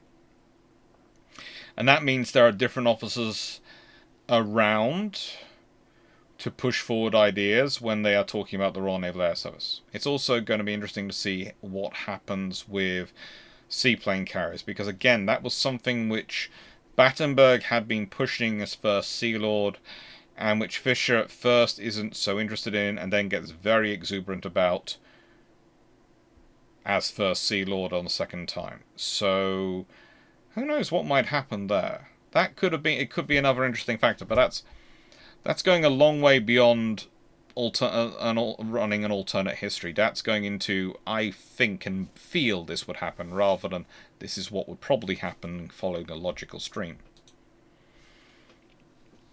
Summary? Yeah, the Royal Navy missed out. The British government missed out. He's not as famous as Fisher. He's not as glorious a figure as Fisher. He's not as punchy a figure as Fisher. But Battenberg was a hard worker who'd overcome a lot to be able to get there. A lot. And whilst I normally put in a summary and a question with the summary, I'm going to jump a bit forward and then add the question. You see, these are the words of Viscount Lee of Fareham. And Viscount Lee is an interesting person to me. He was an army officer. He was an army officer who had worked with Battenberg. And he's saying this in 1921, luckily when Battenberg was still alive, or rather now the Marquis of Milford Haven. And at this point in 1921, nothing would be easier than to ignore him. Nothing would be easier to say to overwrite him and put him to one side and just forget him. It's the easiest political way. Because so many have done so much to denigrate Battenberg's, or now as he is called, Milford Haven's, name. And here is what he says. Even in the Navy, in the days of Lord Barham, the principle, in a rather less crystallized form, was present. But between the date and the beginning of the present century, it had fallen out of sight, and fallen out of sight more in the Navy than it had in the Army. Indeed, it is not until the year 1911 that we find any separation definitely made at all. In that year, for the first time, a war staff was instituted in the Navy. A change was made in the Board of Admiralty. There had been much discussion in the Imperial Defence Committee, and it was decided that there should be a war staff, just as there had been a general staff for 5 years in the Army. Mr. Churchill, who then became First Lord, and to whom we owe a great deal for the number of ships he had in the Navy between 1911 and the outbreak of war, took the matter in hand, along with a very distinguished sailor to whom the country owes more than it knows, and whose name I should like to mention because it has been too much forgotten. I refer to the Marquis of Milford Haven, then known as Prince Louis of Battenberg. He was at that time Second Sea Lord and afterwards became First Sea Lord. He had a thorough grasp of this great question of principle. I am speaking not merely from rumour. I was privileged to be familiar with the principle of a general staff, and I had distinction to be asked to go over. I sat with the Board of Admiralty for some days while it was working out the new system. I remember being impressed with the immense knowledge that the Prince Louis showed in his grip of working out all the details. He didn't need to say that. He didn't need to use those words. He didn't need to expend the time of a speech or the political capital when there were so many who were still denigrating Battenberg, Milford Haven, to this day when he spoke. An army officer who is now First Lord of the Admiralty in 1921, post-World War I, bringing up memories from 10 years ago, a decade past, to defend the character, integrity, and capabilities of a man who he knew in passing. So, normally I end my videos with a question, and I'm not going to change this time, but the question today is going to be different. What do you think World War I would have been like if Battenberg had been allowed to stay in charge? What do you think he would have done? I've talked. I talked for hours on a Thursday a couple of weeks back, and I've talked for hours now. And trust me, it's been hours. It's been a full day's recording to get this done the way I want it to be done. I'm finishing this now at 10 o'clock at night, 2200 hours. I started the first recordings for it at 09:30 hours. But I wanted it right, and I wanted it all with the same t-shirt.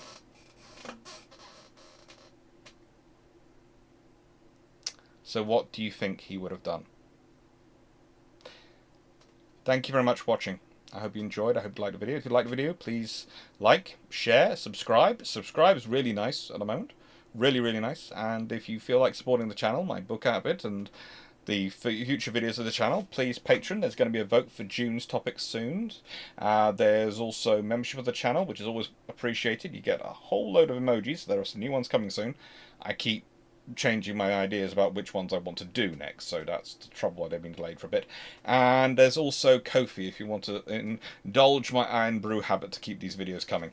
Thank you very much for your support. And what have we got coming up next? We have next week, we have the conception, operation... Oh, hang on, no. This is Saturday. It is Saturday, yes. Conception, operation, and conclusion of HMS Hermes, Hosho, and Langley. That's going to be a fun video. And continuation of the year of the aircraft carrier. Thank you very much for watching. Hope you enjoyed, and take care.